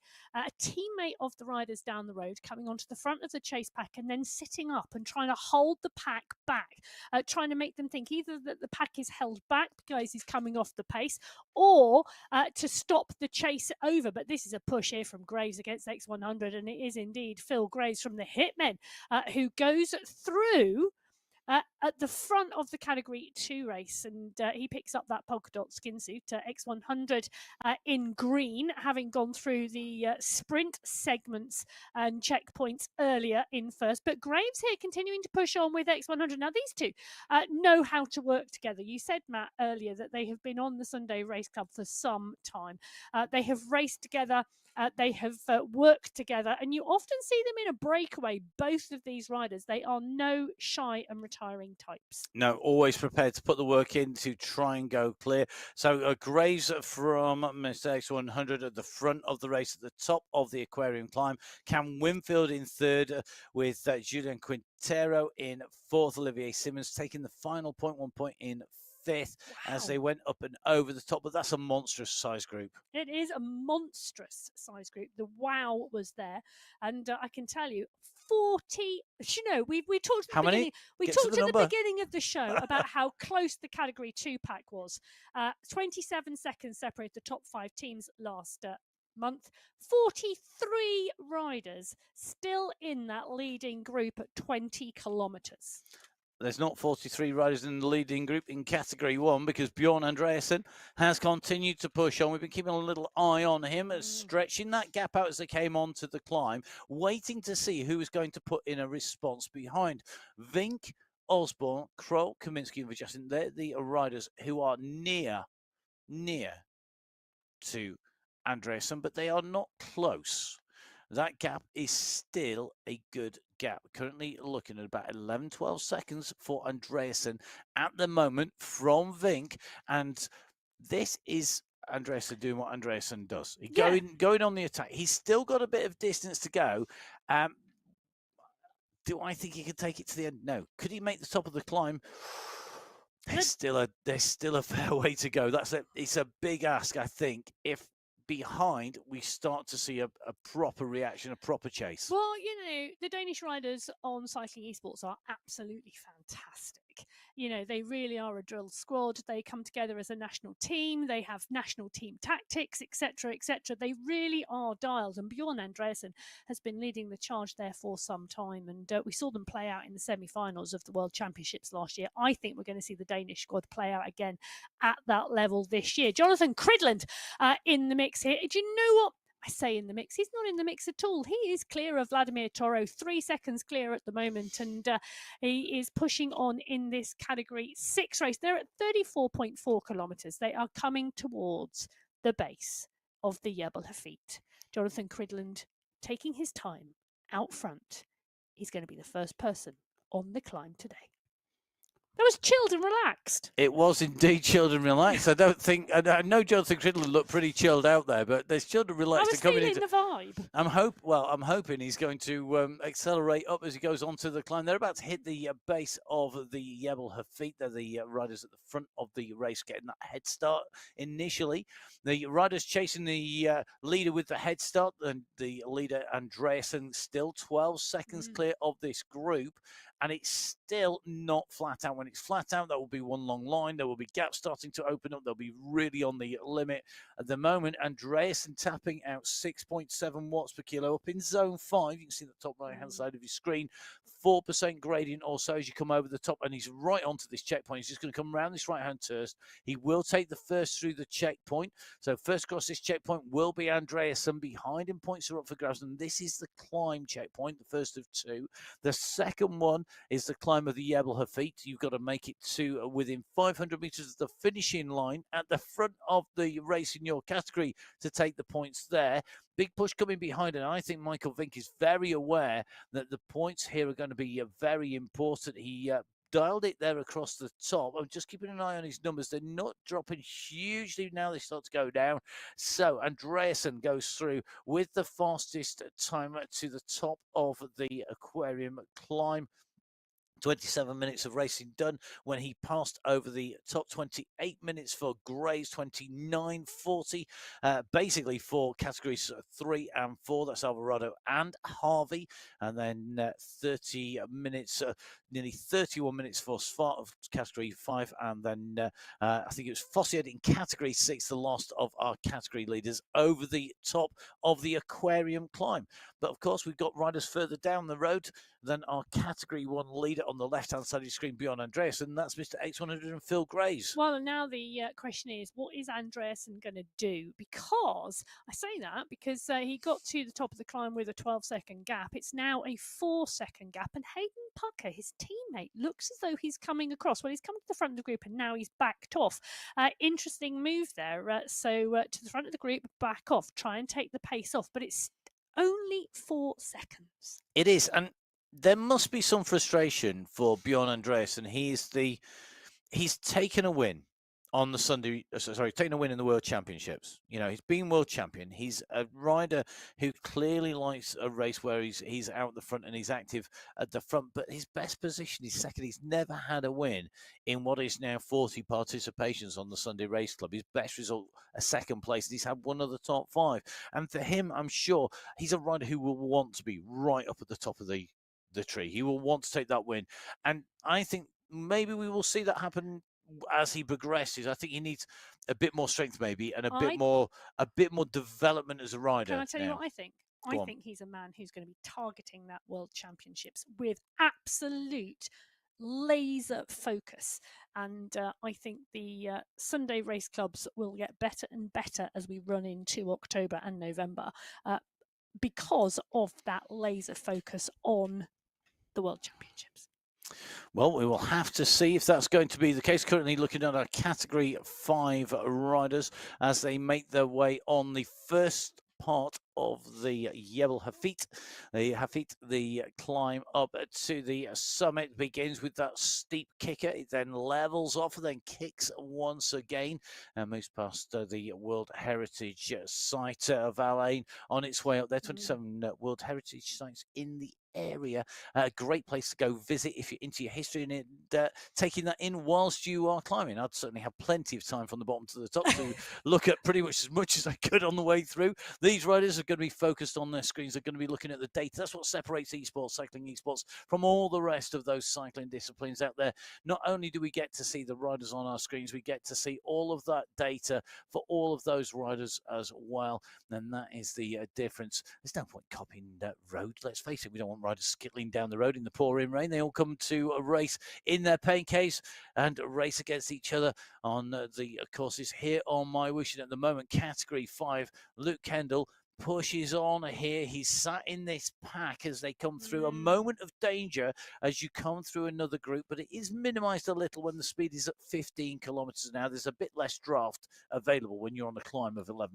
Well, they're now on the Jebel Hafeet. 10 kilometers of climbing to finish this race on the Hafeet, and 35.6 kilometers. That category 5 leading group are working their way through the back markers in the category 6 race. Nicholas Spratt currently leading the category 4 race by 20 seconds. Spratt, do you know, this is the type of course that really suits Nicholas Spratt, and he's in that green skin suit because he's gone through those earlier sprint checkpoints leading the category 4 pack. So now 20 seconds clear. Spratt is on the Jebel Hafeet. He's the first rider in category 4 to make the bottom of the climb. The question is, will he be the first rider over the top? Well, we will see in about 30 minutes, I estimate. So make sure you're fueled and ready to go. Spratt at the moment on the lead of that category 4 race, the Australian Masters champion in 2025, a rider with plenty of experience, 119 participations in the Sunday Race Club, 6 wins, 18 second places and 10 third places. A bit of a podium machine, it has to be said. 2 riders who are no strangers to the podium in category 2. On the right-hand side of your screen, your 2 breakaway companions, the dynamic duo of Mr. X100 and Phil Graves, ahead of the group behind Olivier Simmons, so at 6.6 watts per kilo. They do need to keep pushing here. If they back off too much, they're going to get closed down. They're on this descent, and group behind has the advantage that they're going to get a better draft on the way down. There's more riders in there. So will they be able to close the gap to the two leaders in category 2 there on the top right-hand side of your screen? Top left-hand side of your screen, that is the category 1 pack at the moment. Bottom left-hand side, the big group of category 3 riders, and the bottom right-hand side, you can see Nicholas Spratt leading the category 4 race. Categories 1, 2, 3, and 4 leaders on your screens at the moment. Category 5 and 6 further up the climb than these riders at the moment as the riders make the way either to or up the Jebel Hafeet, the mountain that will see the riders ascend those final few meters to the finish. Spratt, though, is coming under pressure here. Emma James Harvey in that polka dot skin suit of the climb leader, the first rider across the checkpoint at the top of the aquarium, right in there. They're coming back at speed, and I think Spratt has been aware of this. He's taking a breath or two here on this section. It's flat, it levels off, and then it kicks again. And I think he's used that for a little bit of recovery. Now he kicks to get into position as the group come past. Yeah, it does indeed. And the pack is coming past. It's a huge pack of category 4 riders, 32 riders at last count. And I don't think many riders have been distanced off the back of that group. It's still got to be around 27, 28 riders in that leading group in category 4. Well, it's a good sized leading group in category 6 at the moment at 36.9 kilometre marker. They're coming up and they will tick to 37 very shortly. They are the leaders on the road. They were the first riders out of the start pen 64 minutes ago. Montoya, Cridland, Rooney, Diaz, Toro, Connell, all in the mix. Orego is there as well as Skretting. 1, 2, 3, 4, 5, 6, 7, 8, 9, 10. I count 10 riders in that leading group. So the moment, this is the lead on your screen. We're in with Jeff Rooney at the moment, a man who's no stranger to climbing. We've said it many times before, but he's going to get it all the time. If you're the first man to Everest on MyWhoosh, you will be known for that for a long, long time. Known for many other things as well, Jeff Rooney, but absolutely giving it everything at the moment in pursuit of Peter Cridland, who's just putting on a bit of a squeeze on the front, just opening up the gaps. One rider in this group really going to keep an eye on is going to be Vladimir Toro. His best position so far on the Sunday Race Club, a second place taken on the Jebel Yace. Another of our big climbs. He took that at the end of April this year. So rider on form, rider he climbs well. Indeed, and on form last week, 4th place last week. So that is Vladimir Toro rather than a certain Del Toro who rides for the UAE road team. Different people.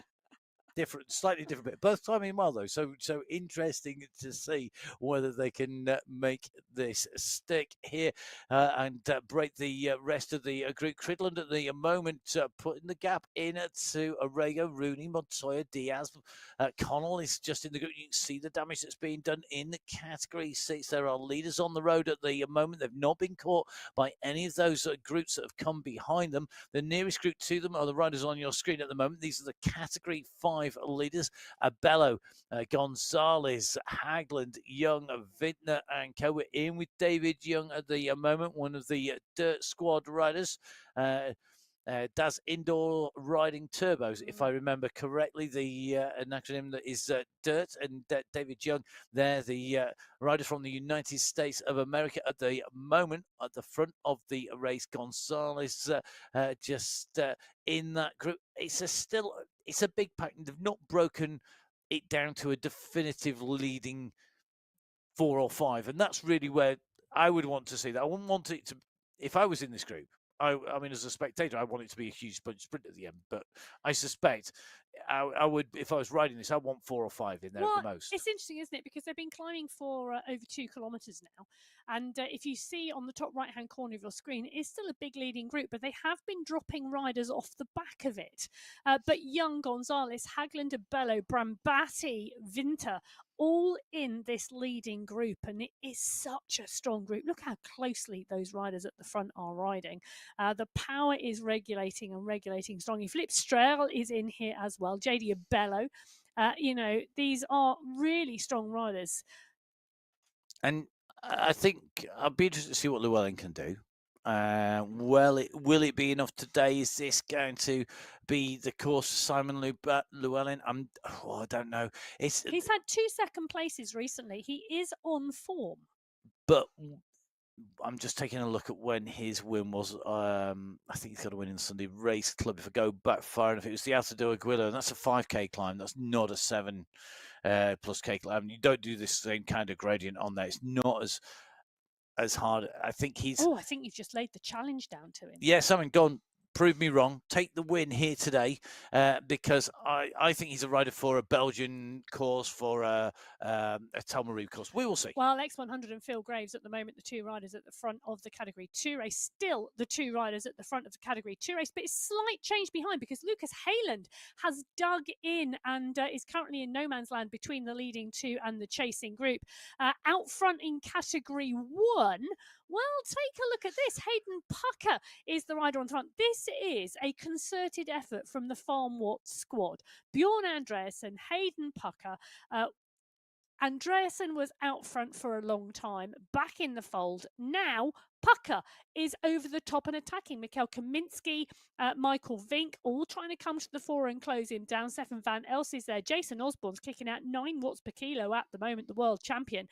They don't want to let another rider from the Farm Watts squad go clear. No. No. No, they don't. No, I agree 100%. You don't want to let anybody go clear, because they're going to hoover up everything on the way through. They've got the potential that they could hoover up the sprint segment that comes up at the on the way through, and that was always been through. Yeah, the one that they've just been through. You could, if you let somebody go, they'll hoover that up. They'll hoover up the climb. It's going to be really interesting to see who is going to be I think this is now about saving energy as much as it is about going off the front. 20 riders in that group. So Kaminsky, Dont, Pucker, Wu, Harris, Vujasin, Knudsen, Vink, Trueck, Pedersen, Kroll, Osborne, Power, Milostic, Lewis, Jones, Van Elst, Paradians, and Safrazadi. And Andreas, so I'm just going off the front of Category 1, just putting the power down, trying to go clear on a little bit of a rise, trying to do what Phil Graves and Mr. X100 have done, and that is go clear of the riders behind.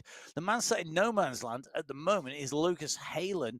Hayland almost equidistant from the riders in front to those behind him. And the problem with that is that you've got 200 metres between you and the riders in front, 200 metres between you and the riders behind. If you ease up and sit up, you feel like it's been for nothing, but you can't close the riders down in front. And he could be a handy ally for the riders in front. Well, he's not close enough yet for them to sit up and get him back on board. Lucas Hayland is part and parcel of ABUS Esports squad, the rider from Belgium. Currently transitioning over, or trying to transition over, to X100 and Graves. Now, for me, this is all important in terms of this team competition, because every second counts in the mix. And if he can make the juncture, or if he doesn't make the juncture, he can stay clear of the group behind on the climb. He's a strong rider. Let's not forget that. But he's got fantastic teammates in Kalman, Bird, and Simmons. That ABUS Esports squad is a great, great squad. They've got to try and take it to the Hitmen, because Graves is part of that Hitmen squad. Tatu Coinston and Nuki and Nair in there. And the UAE clan team, X100, is down the road with SS's teammate. But, someone has got to try something, and all credit to Lucas Hayland. Well, trying something on the front, Category 1. Bjorn Andreasen on the move again with a little bit of a gap. It's only a few seconds to the riders behind. That's Wu, Pucker along with Vink. We saw Wu of ABUS and Synergy just start to close the gap. Instantly marked out by Pucker there, Andreasen's teammate, just making sure that they don't let that gap go needlessly. Well, shall I just say, for me, this Farm Watts squad, Andreasen, Pucker, 1-2, 1-2, 1-2. 1-2. It's not sound check, Fabulous, fabulous tactics. Because who's the third member of the squad? Josh Harris. Josh Harris, the Australian national esports champion. And great climber. On some fabulous form. Great climber. Not seen him yet this race. What are Pucker and Andreasen doing? They're making every other team chase. And they're leaving a strong rider in their squad stuck in the draft. And it's another 1-2 from them. On the way through there, Hayden Pucker goes over the top. Andreasen pulled back in the fold. Pucker goes on the attack, goes on the offensive on the climb. And now you see him Vink kicking at 7.5 watts per kilo. He just eases off. He knows that he's doing enough now to roll himself up over the top with this group. They're going to go on to the heels of Pucker. So Pucker put in the attack. They're going to come to the top here. Are we going to see another move go off the front?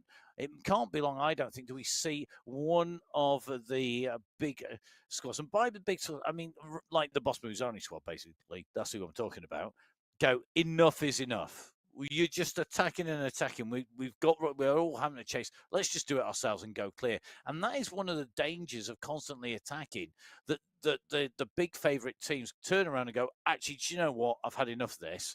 I'm going to send. You've been playing. Now I'm going to be. I'm going to be the player, and I'm going to be the man who makes this stick. Well, that's fair enough, but the aim is to take the kick out of that attack. And yet again, we've got another rider going down the road, and I think it's a really interesting move. I'm not sure it's not Harris. Well, but you know what I mean. I'm about to say it's not just it's not Harris. No. But what I'm going to say is the fact that someone has got to try and work out, as in another team, have got to try and work out how to break the Boss Moves Only domination. Well, Pucker is trying because he's gone again, this time around being marked out by Wu of Abus Synergy. Are we seeing also a battle here between Abus Synergy and the Farm Watt squad in terms of not letting anything go? And Alpha Jaw, almost a three-way battle for those points behind. I almost get the impression that that's going on behind. We'll come back to that, maybe something to think about whilst we keep an eye on the very front of the race at the moment. The first 9 riders on the road are Category 6. They're being closed down by the Category 5 leaders. Philip Streel in this group at the moment, holding 3rd position in this chain of riders, making the way up. They can see the race leaders at the moment, the furthest riders up the road. Remember, the group separated by 5 minutes between Category 6 and Category 5 at that start. 5 minutes between 5 and 4, 5 minutes between 4 and 3, 10 minutes between 3 and 2, and then 5 minutes between 2 and 1 at the moment. The Category 5 riders are starting to overhaul the final riders who had that head start, and it means that they're now up into what is 9th position. And Young at the moment really is tapping a nice rhythm out at the front of this group. You can just see, just ticking along nicely. Streel is right in there, as is Gonzalez. Abello just having to make up a little bit of ground. And that's the danger, isn't it? You come on riders, you get that little bit of draft, that little bit of draft advantage, and you can just pull through and put maybe those riders who are not with you under pressure. It's certainly working at the moment. 5 riders, I think, are just starting to pull clear of the rest. Oh, they are indeed. And, the leading group in Category 6, we just jumped in with them, and it is a group. We've got 8 riders in the mix in Category 6 at the front of the race at the moment, and that is great to see. But the charge coming from behind is a group of Category 5. So David Young leading the charge behind, but Peter Connell is in the mix in this leading group of Category 6. They're coming towards 5 kilometres to go. They are coming towards the latter stages of the race here on the Jebel Hafeet and the climb. And Peter Connell, Peter Crilland, Roberto Diaz, all in the mix here. Jeff Rooney currently on the front of the race. Who of this group are going to take the initiative? Who's going to be the rider to take the bait of Category 5 coming past? Category 5 are going to come past. That's almost inevitable, let's face it, because they've caught back that 5 minutes. Yep. They should be able to climb, but they're in that higher category. Which of these group of Category 6 riders are going to take the bait? Who's going to jump? It's still such a long way. I would be really concerned. Okay, so yes, you could jump in with the pack and you could push on and try and get a gap, but you've got to hold that gap, and you've got 5K of climbing still to go. And we know in the last kilometre you can lose 90 seconds easily if you blow. So you've really got to think about, how am I feeling today? How is my heart rate reacting? And how can I manage the rest of this race? But for me, this is about an opportunity to make the rest of the riders hurt. This is not just about conserving your own. This is about energy. This is about making riders work hard. This is about making everybody else in your category have a tough time. Shed some of those weaker riders. Let's see the wheat from the chaff. Let's get that shed. Let's really see the move. And by doing that, by going with them now, you've got the opportunity to put riders under pressure. We see Cridland at the moment in here. Now, Cridland has got to stay with this group. He cannot afford. Here he goes. You can can see the big kick coming in. As he starts to push, he's going to go back onto the wheels. You can see riders in front trying to hold the wheel. And we could see 2 or 3 riders go back. Look at Cridland. He's got himself in there. He's not been shed off here. And he's kicked. He's responded. And he's with that group. But 2 riders went off the back there. If they want to get on, they've got to put that effort in. And look at the smile on Cridland's face. He got there. Look at the cadence. And he's done that purely by lifting his cadence from around up to and over 100 Brilliant. RPM. Great response. Really great response. And utilising that cardiovascular element of his fitness to do that, which is absolutely brilliant. But David Young now still at the front of this Category 5 pack, but he's now at the front of the race overall. Peter Cridland, the Category 6 rider who we were just in with in that pack. JD Abello, Gonzalez, Category 5 riders. Well, Category 5 and Category 6 now sharing the lead of the race. Now we're going.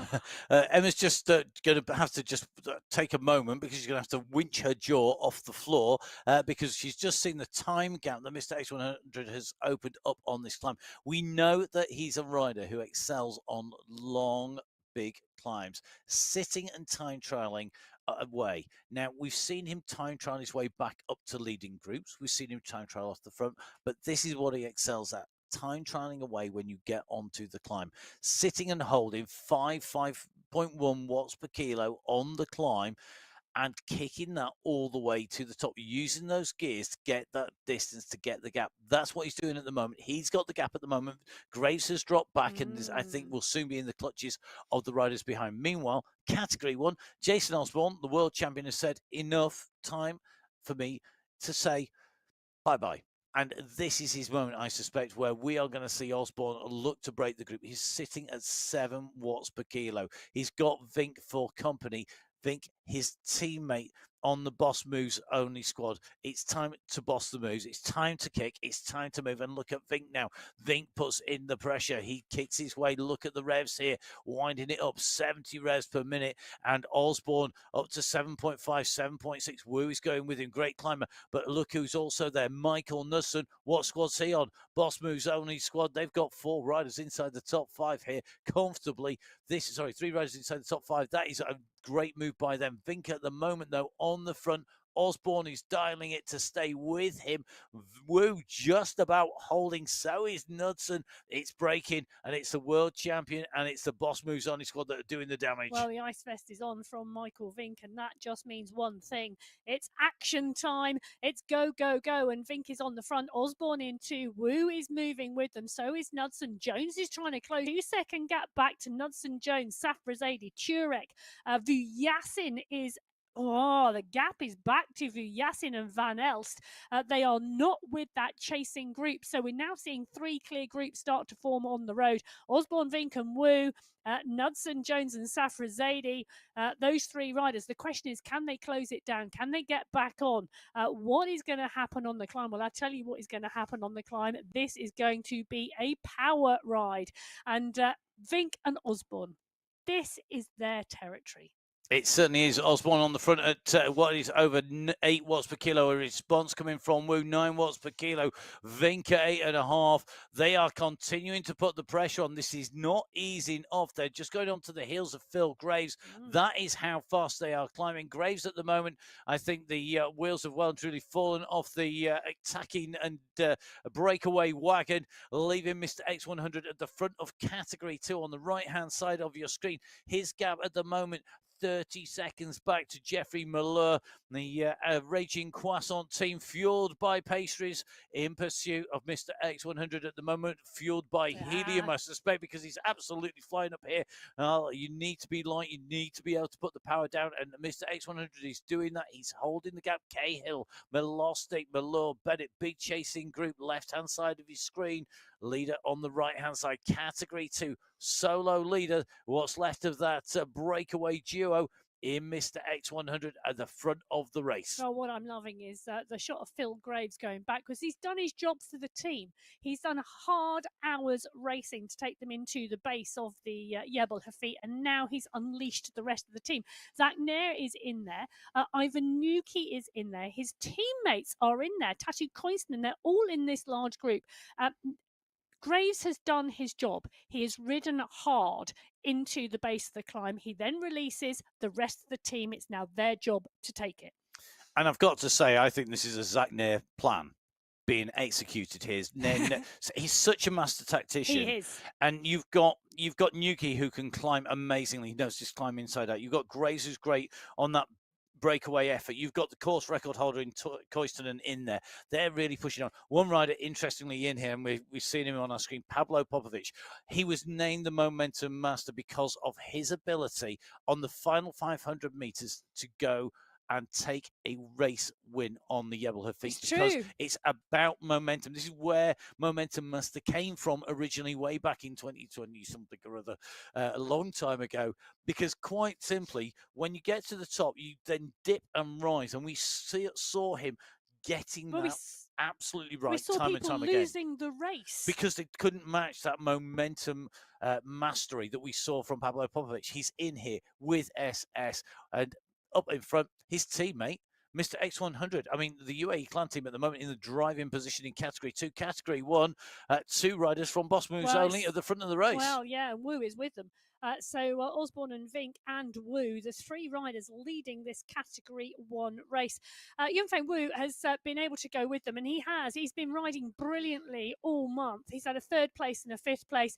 Marshall Wu changing his name, so he's got his registered name on the MyWhoosh system.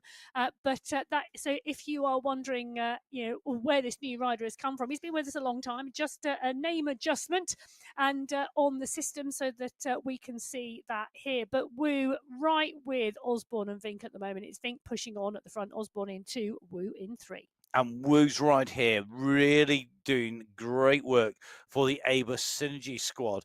Aber Synergy, Paradines, Power, Van Elst, and Woo.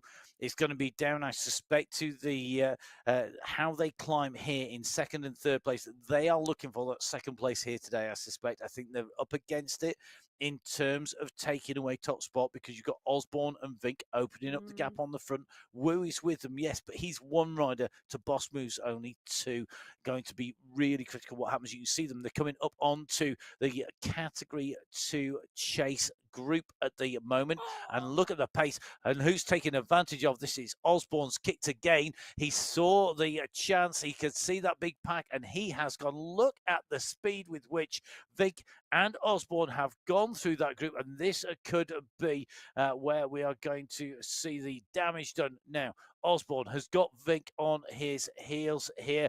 These are your leading 2 riders, and I haven't seen Wu for a couple of seconds here. It may be that he's got an issue. It may be that the chase has been just too hard at the moment. 2 riders at the front in Category 1 behind. You've got Osborne, you've got Vink, and Woo is still in the chase behind. Category 2 leader is Mr. X100. He's on the right-hand side of your screen.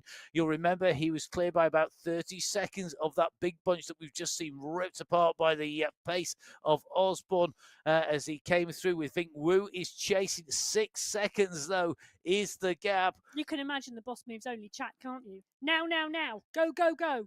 Yeah, they'd have known this would have been talked about. When we catch a big group, we go. We use that draft, we use that power, we use the speed, we use the draft, we put everything to our advantage, and we make a decisive move. You're going to hit something with a hammer, hit it, don't tap it. Well, they are indeed tapping on those pedals hard at the moment, but they are about to come up to the leader in the Category 2 race. They've gone through the chase pack. The lone leader, X100, up the road at the moment. Not that far ahead, just 4 seconds now. And X100 about to see Vink and Osborne at the 39-kilometre marker. 6K of climbing still to go here on the MyWhoosh Sunday Race Club. This is the July final. We've got Michael Vink on our screen. He's up and out of the saddle, and he's tapping on those pedals. He goes past X100, the leader in the Category 2 race, who started 5 minutes before the Category 1 race. Vink and Osborne, well, they are on auto climb. They are on auto climb. Behind, though, another rider who's using this move to his advantage is Ivan Nuki. Nuki has followed Young Fei Wu through. Young Fei Wu goes through. Immediately behind him, almost hidden by the avatar of Wu, is Nuki. Here comes Nuki. He's ahead of Popovich by about 5 seconds. Nuki making his way up here. You saw that work done by Graves early on. Great point done about that work done by Emma. Nuki now being launched up there. He is chasing for the Hitman. He's chasing the UAE clan team rider, Mr. X100. He's using Wu to do that, and he's going to get on his heels. Will he go blasting past with Wu? Will he sit on the heels here? Here he comes. So the green jersey of Nuki goes on the left-hand side of Mr. X100. He's at nearly 7 watts per kilo. A response comes from Mr. X100, but he's gone up into 7 watts per kilo to do that. Nuki does not want to let Wu go. This is an absolute battle here, and Nuki has got to get across onto the wheels of Wu, and he's doing that. So it looks like Nuki able to take advantage of Wu. Wu is not given in here. He's not said bye-bye. He's not capitulated. Vink and Osborne are still only 6 seconds up the road. So in Category 1 and Category 2, that battle is being fought out on almost the same section of this climb.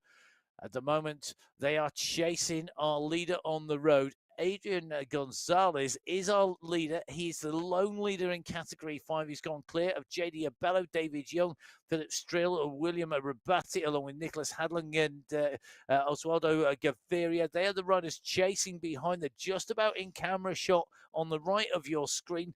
They are the leaders on the road, but on the left-hand side, this is Wu chasing the leaders in Category 1.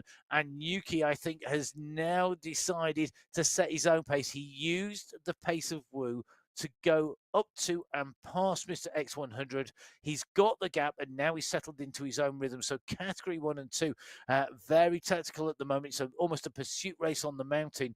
We're going to drop across from our Category 1, though, to Category 4 at the moment. We're in with Gomez and Suaza, the riders who I think are leading up here. They are, aren't they? Yeah, El Alami is in the mix as well, and that is absolutely fabulous to see. So Suaza there off the front of the pack here. Well, he's not actually. He's chasing because they've come onto the back of a Category 6 pack, and it's been a push here on the front. And you can see, look at that. Right, hello, I'm right at the front here. And it is Suaza who's doing the chasing here, trying to move through the Category 6 bunch through to Jakub Wojciech, who's on the front here of Category 4. Nice move, Jakub. Great climbing as well. So Suaza now, the rider, closing down on Jakub Wojciech. Wojciech closing down on the leading group on the road, who are a Category 5 race group. So the riders now who came out of the start pens earlier on today, in fact, 80 minutes, Wojciech has been riding in the Category 2 race. He's at 43.2 kilometers. So 1.8k to go. And just behind him, you can just see Peter Connell in Category 6 with Rooney there. Yeah. The Category 6 battle really close to the Category 4 and 5.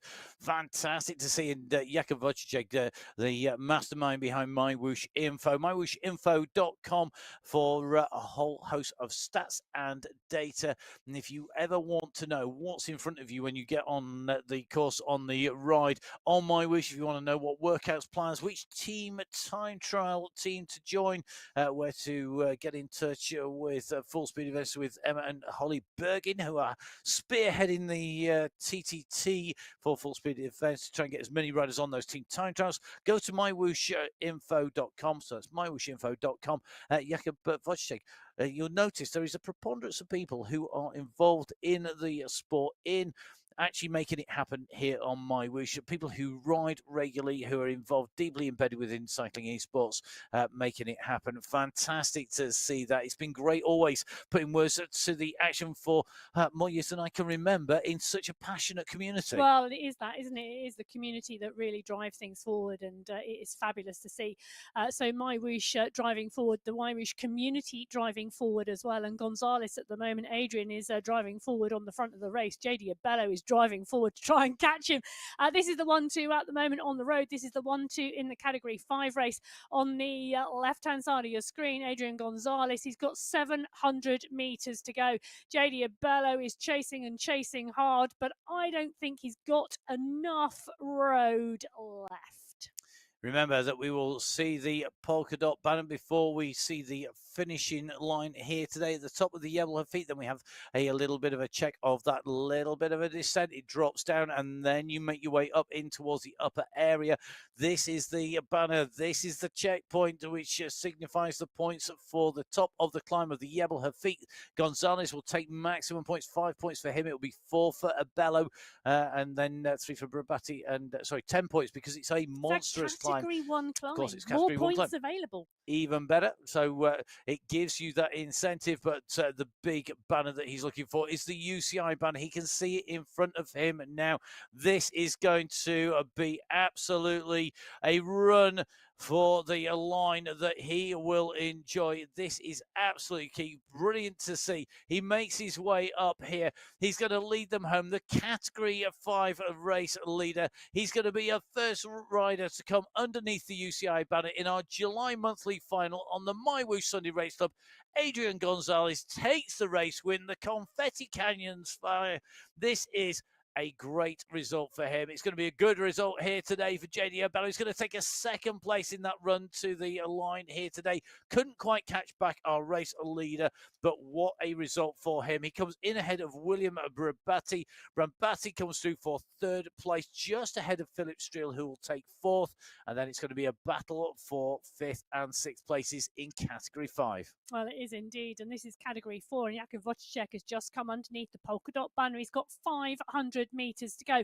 He leads that category 4 race, leading them through that banner and earning those polka dot skin suit on his back. Bernardo Suaza is the rider chasing him behind, but the gap is now big, 20 plus seconds. So Jakub Wojciech is going to come round the corner and see the UCI banner. Well, a man with all of the info, a man with all of the beta. He's a man who knows this course inside out.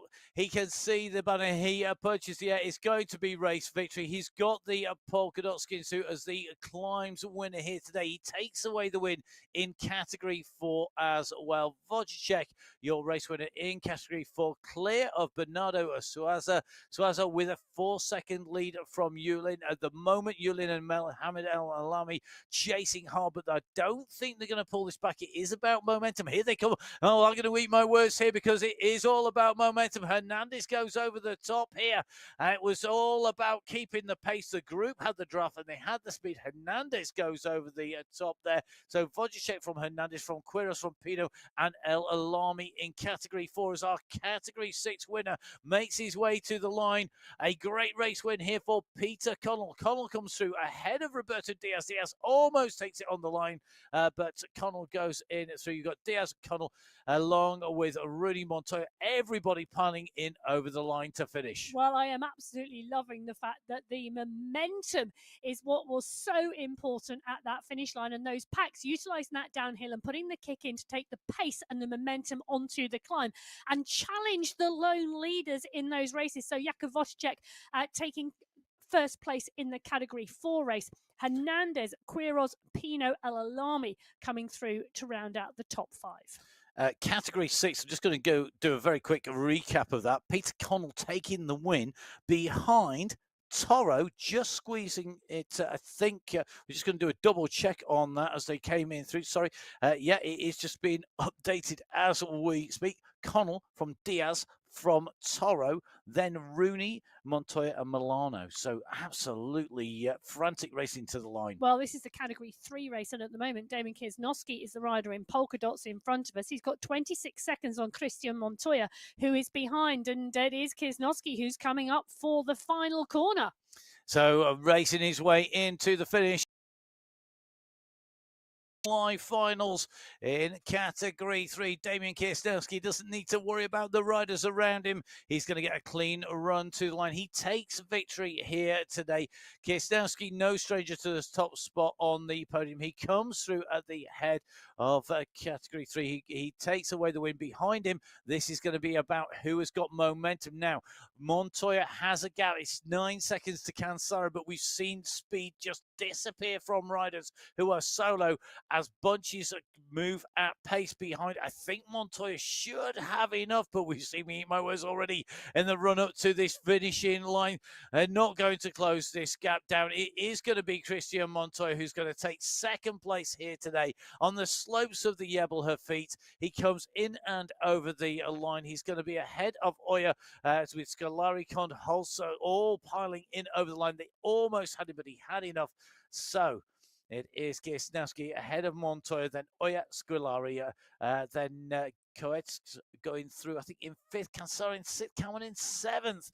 An absolute frantic run to the line. Momentum is key. I can't wait to see what happens in categories 2 and 1. They're on the way up towards that same point at 45 kilometers. At the moment, category 1 are ahead. Leaders are ahead of the category 2 leaders. They've caught and passed them. Jason Osborne at the moment at 43.4k. He's ahead of his teammate Michael Vink, who is in his second place at the moment. He's ahead by some 15 seconds of Young Fei Wu, who's in third position in category 1 at the moment. Well, they are indeed, and take a look at that. So it's a good gap, actually, that Osborne's established over Vink, around 250 metres at the moment. And there you go, you can see on the screen, Jason Osborne and Michael Vink on the top, X100 and Ivan Nuki. Now, that's a battle that's been going on in Category 2. We saw Ivan Nuki close down the gap to X100, who was the lone leader, by holding onto the back wheel of third place Category 1 rider Wu. Now, X100 on the climb has managed to go clear of Ivan Nuki. It's about 7 seconds, the gap between the two riders at the moment. So Nuki just on that flatter section, 1%. Meanwhile, Mr. X100 on an 8% section of climb. That's right and left-hand side at the bottom of your screen, right and left-hand side at the top of your screen. You can see that we have got Vink and Osborne at the moment, well cleared now of the riders behind. They are on the same team, whereas Mr. X100 and Ivan Nuki are on 2 different teams. And that does mean, as they make the way up here, that they are going to need every single second, whereas the team being ridden and headed by Jason Osborne, well, they have got 2 leading riders on the road, and that gives them a massive advantage in that team competition. Well, it does, and 28 seconds at the moment, the gap between Osborne and his teammate Michael Vink, as Osborne, the world champion, comes around the corner with around 750 metres to go. So Jason Osborne, a phenomenal world champion, a fantastic rider. Will he be our rider who's going to take away victory? It's certainly looking that way at the moment. The world champion who took his latest title in that live final. I'm sure we'll be back defending it once again. Don't forget, you can try and qualify for those World Championships. Make sure you get your entries in for that. And of course, for the MyWhoosh Championship, see where you stack up against the best riders in the world. All of our riders in categories 1 to 6 are verified. Jason Osborne's performance here, it's good enough to take away the first rider across that checkpoint at the top of the Jebel Hafeet climb. He's into this descent. You can see the speed picking up to over 60 kilometers an hour on that descent. It's going to get scrubbed off on the climb, but it won't be enough to bring him back within the clutches of Michael Vink, the rider in second place.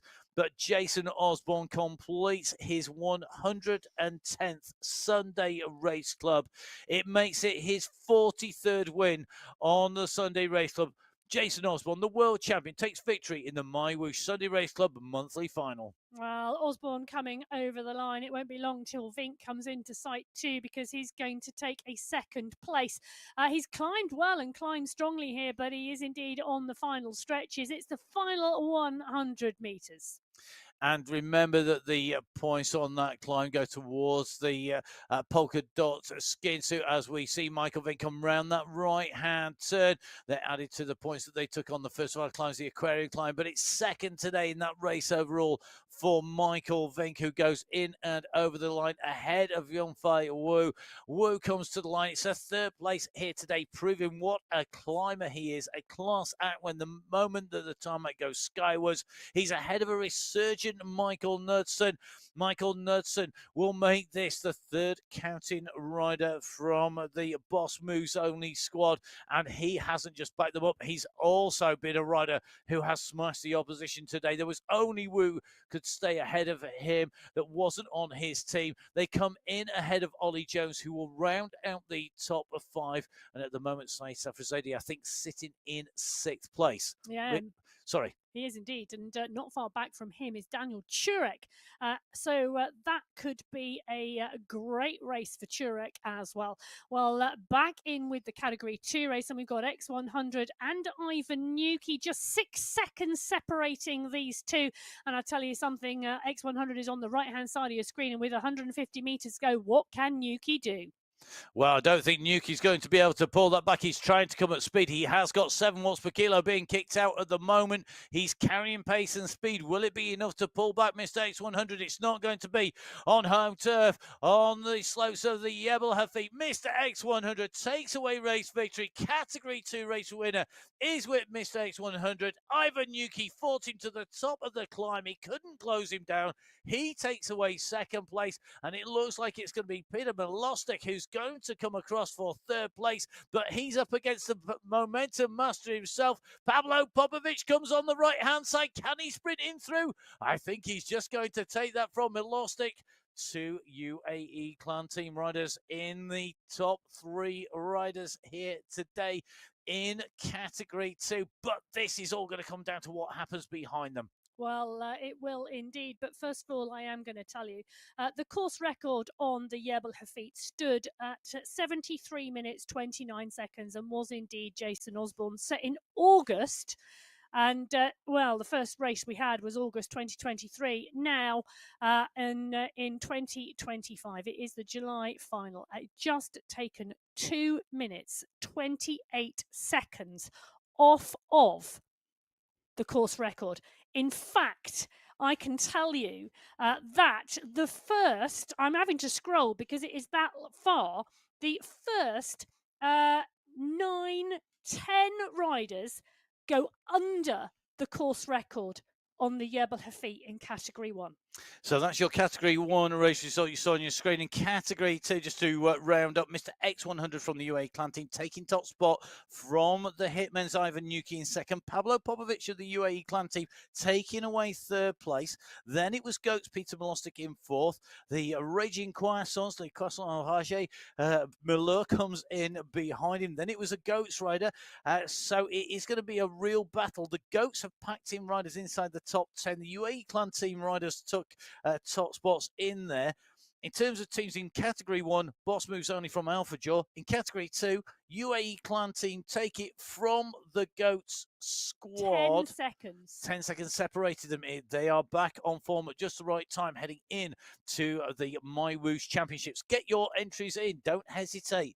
Get the entries in for that and for the World Championships. And, of course, for qualifier race number 1, which is next Sunday, myself, Matt Payne, and Emma Martin will be putting words to the action. Don't forget you can catch up with me at Matt Fixer Payne on Instagram.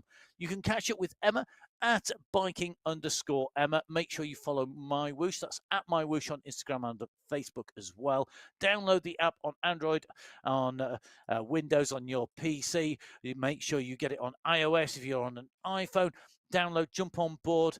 Get out and ride in whatever race that is. We would love to see you there. We want to see you next week on the Sunday Race Club. So make sure that you hit subscribe on the YouTube channel. Thank you very much for watching. Thanks to our riders for keeping us entertained and showing us today that even if you take it slowly at the moment, having the speed at the critical moment, and today that was the climb of the Jebel Hafeet, you can take away not just a race win, but a course record. But from Emma, from myself, and all the team behind the scenes who make the racing happen. Stay safe. We will see you next week. Goodbye.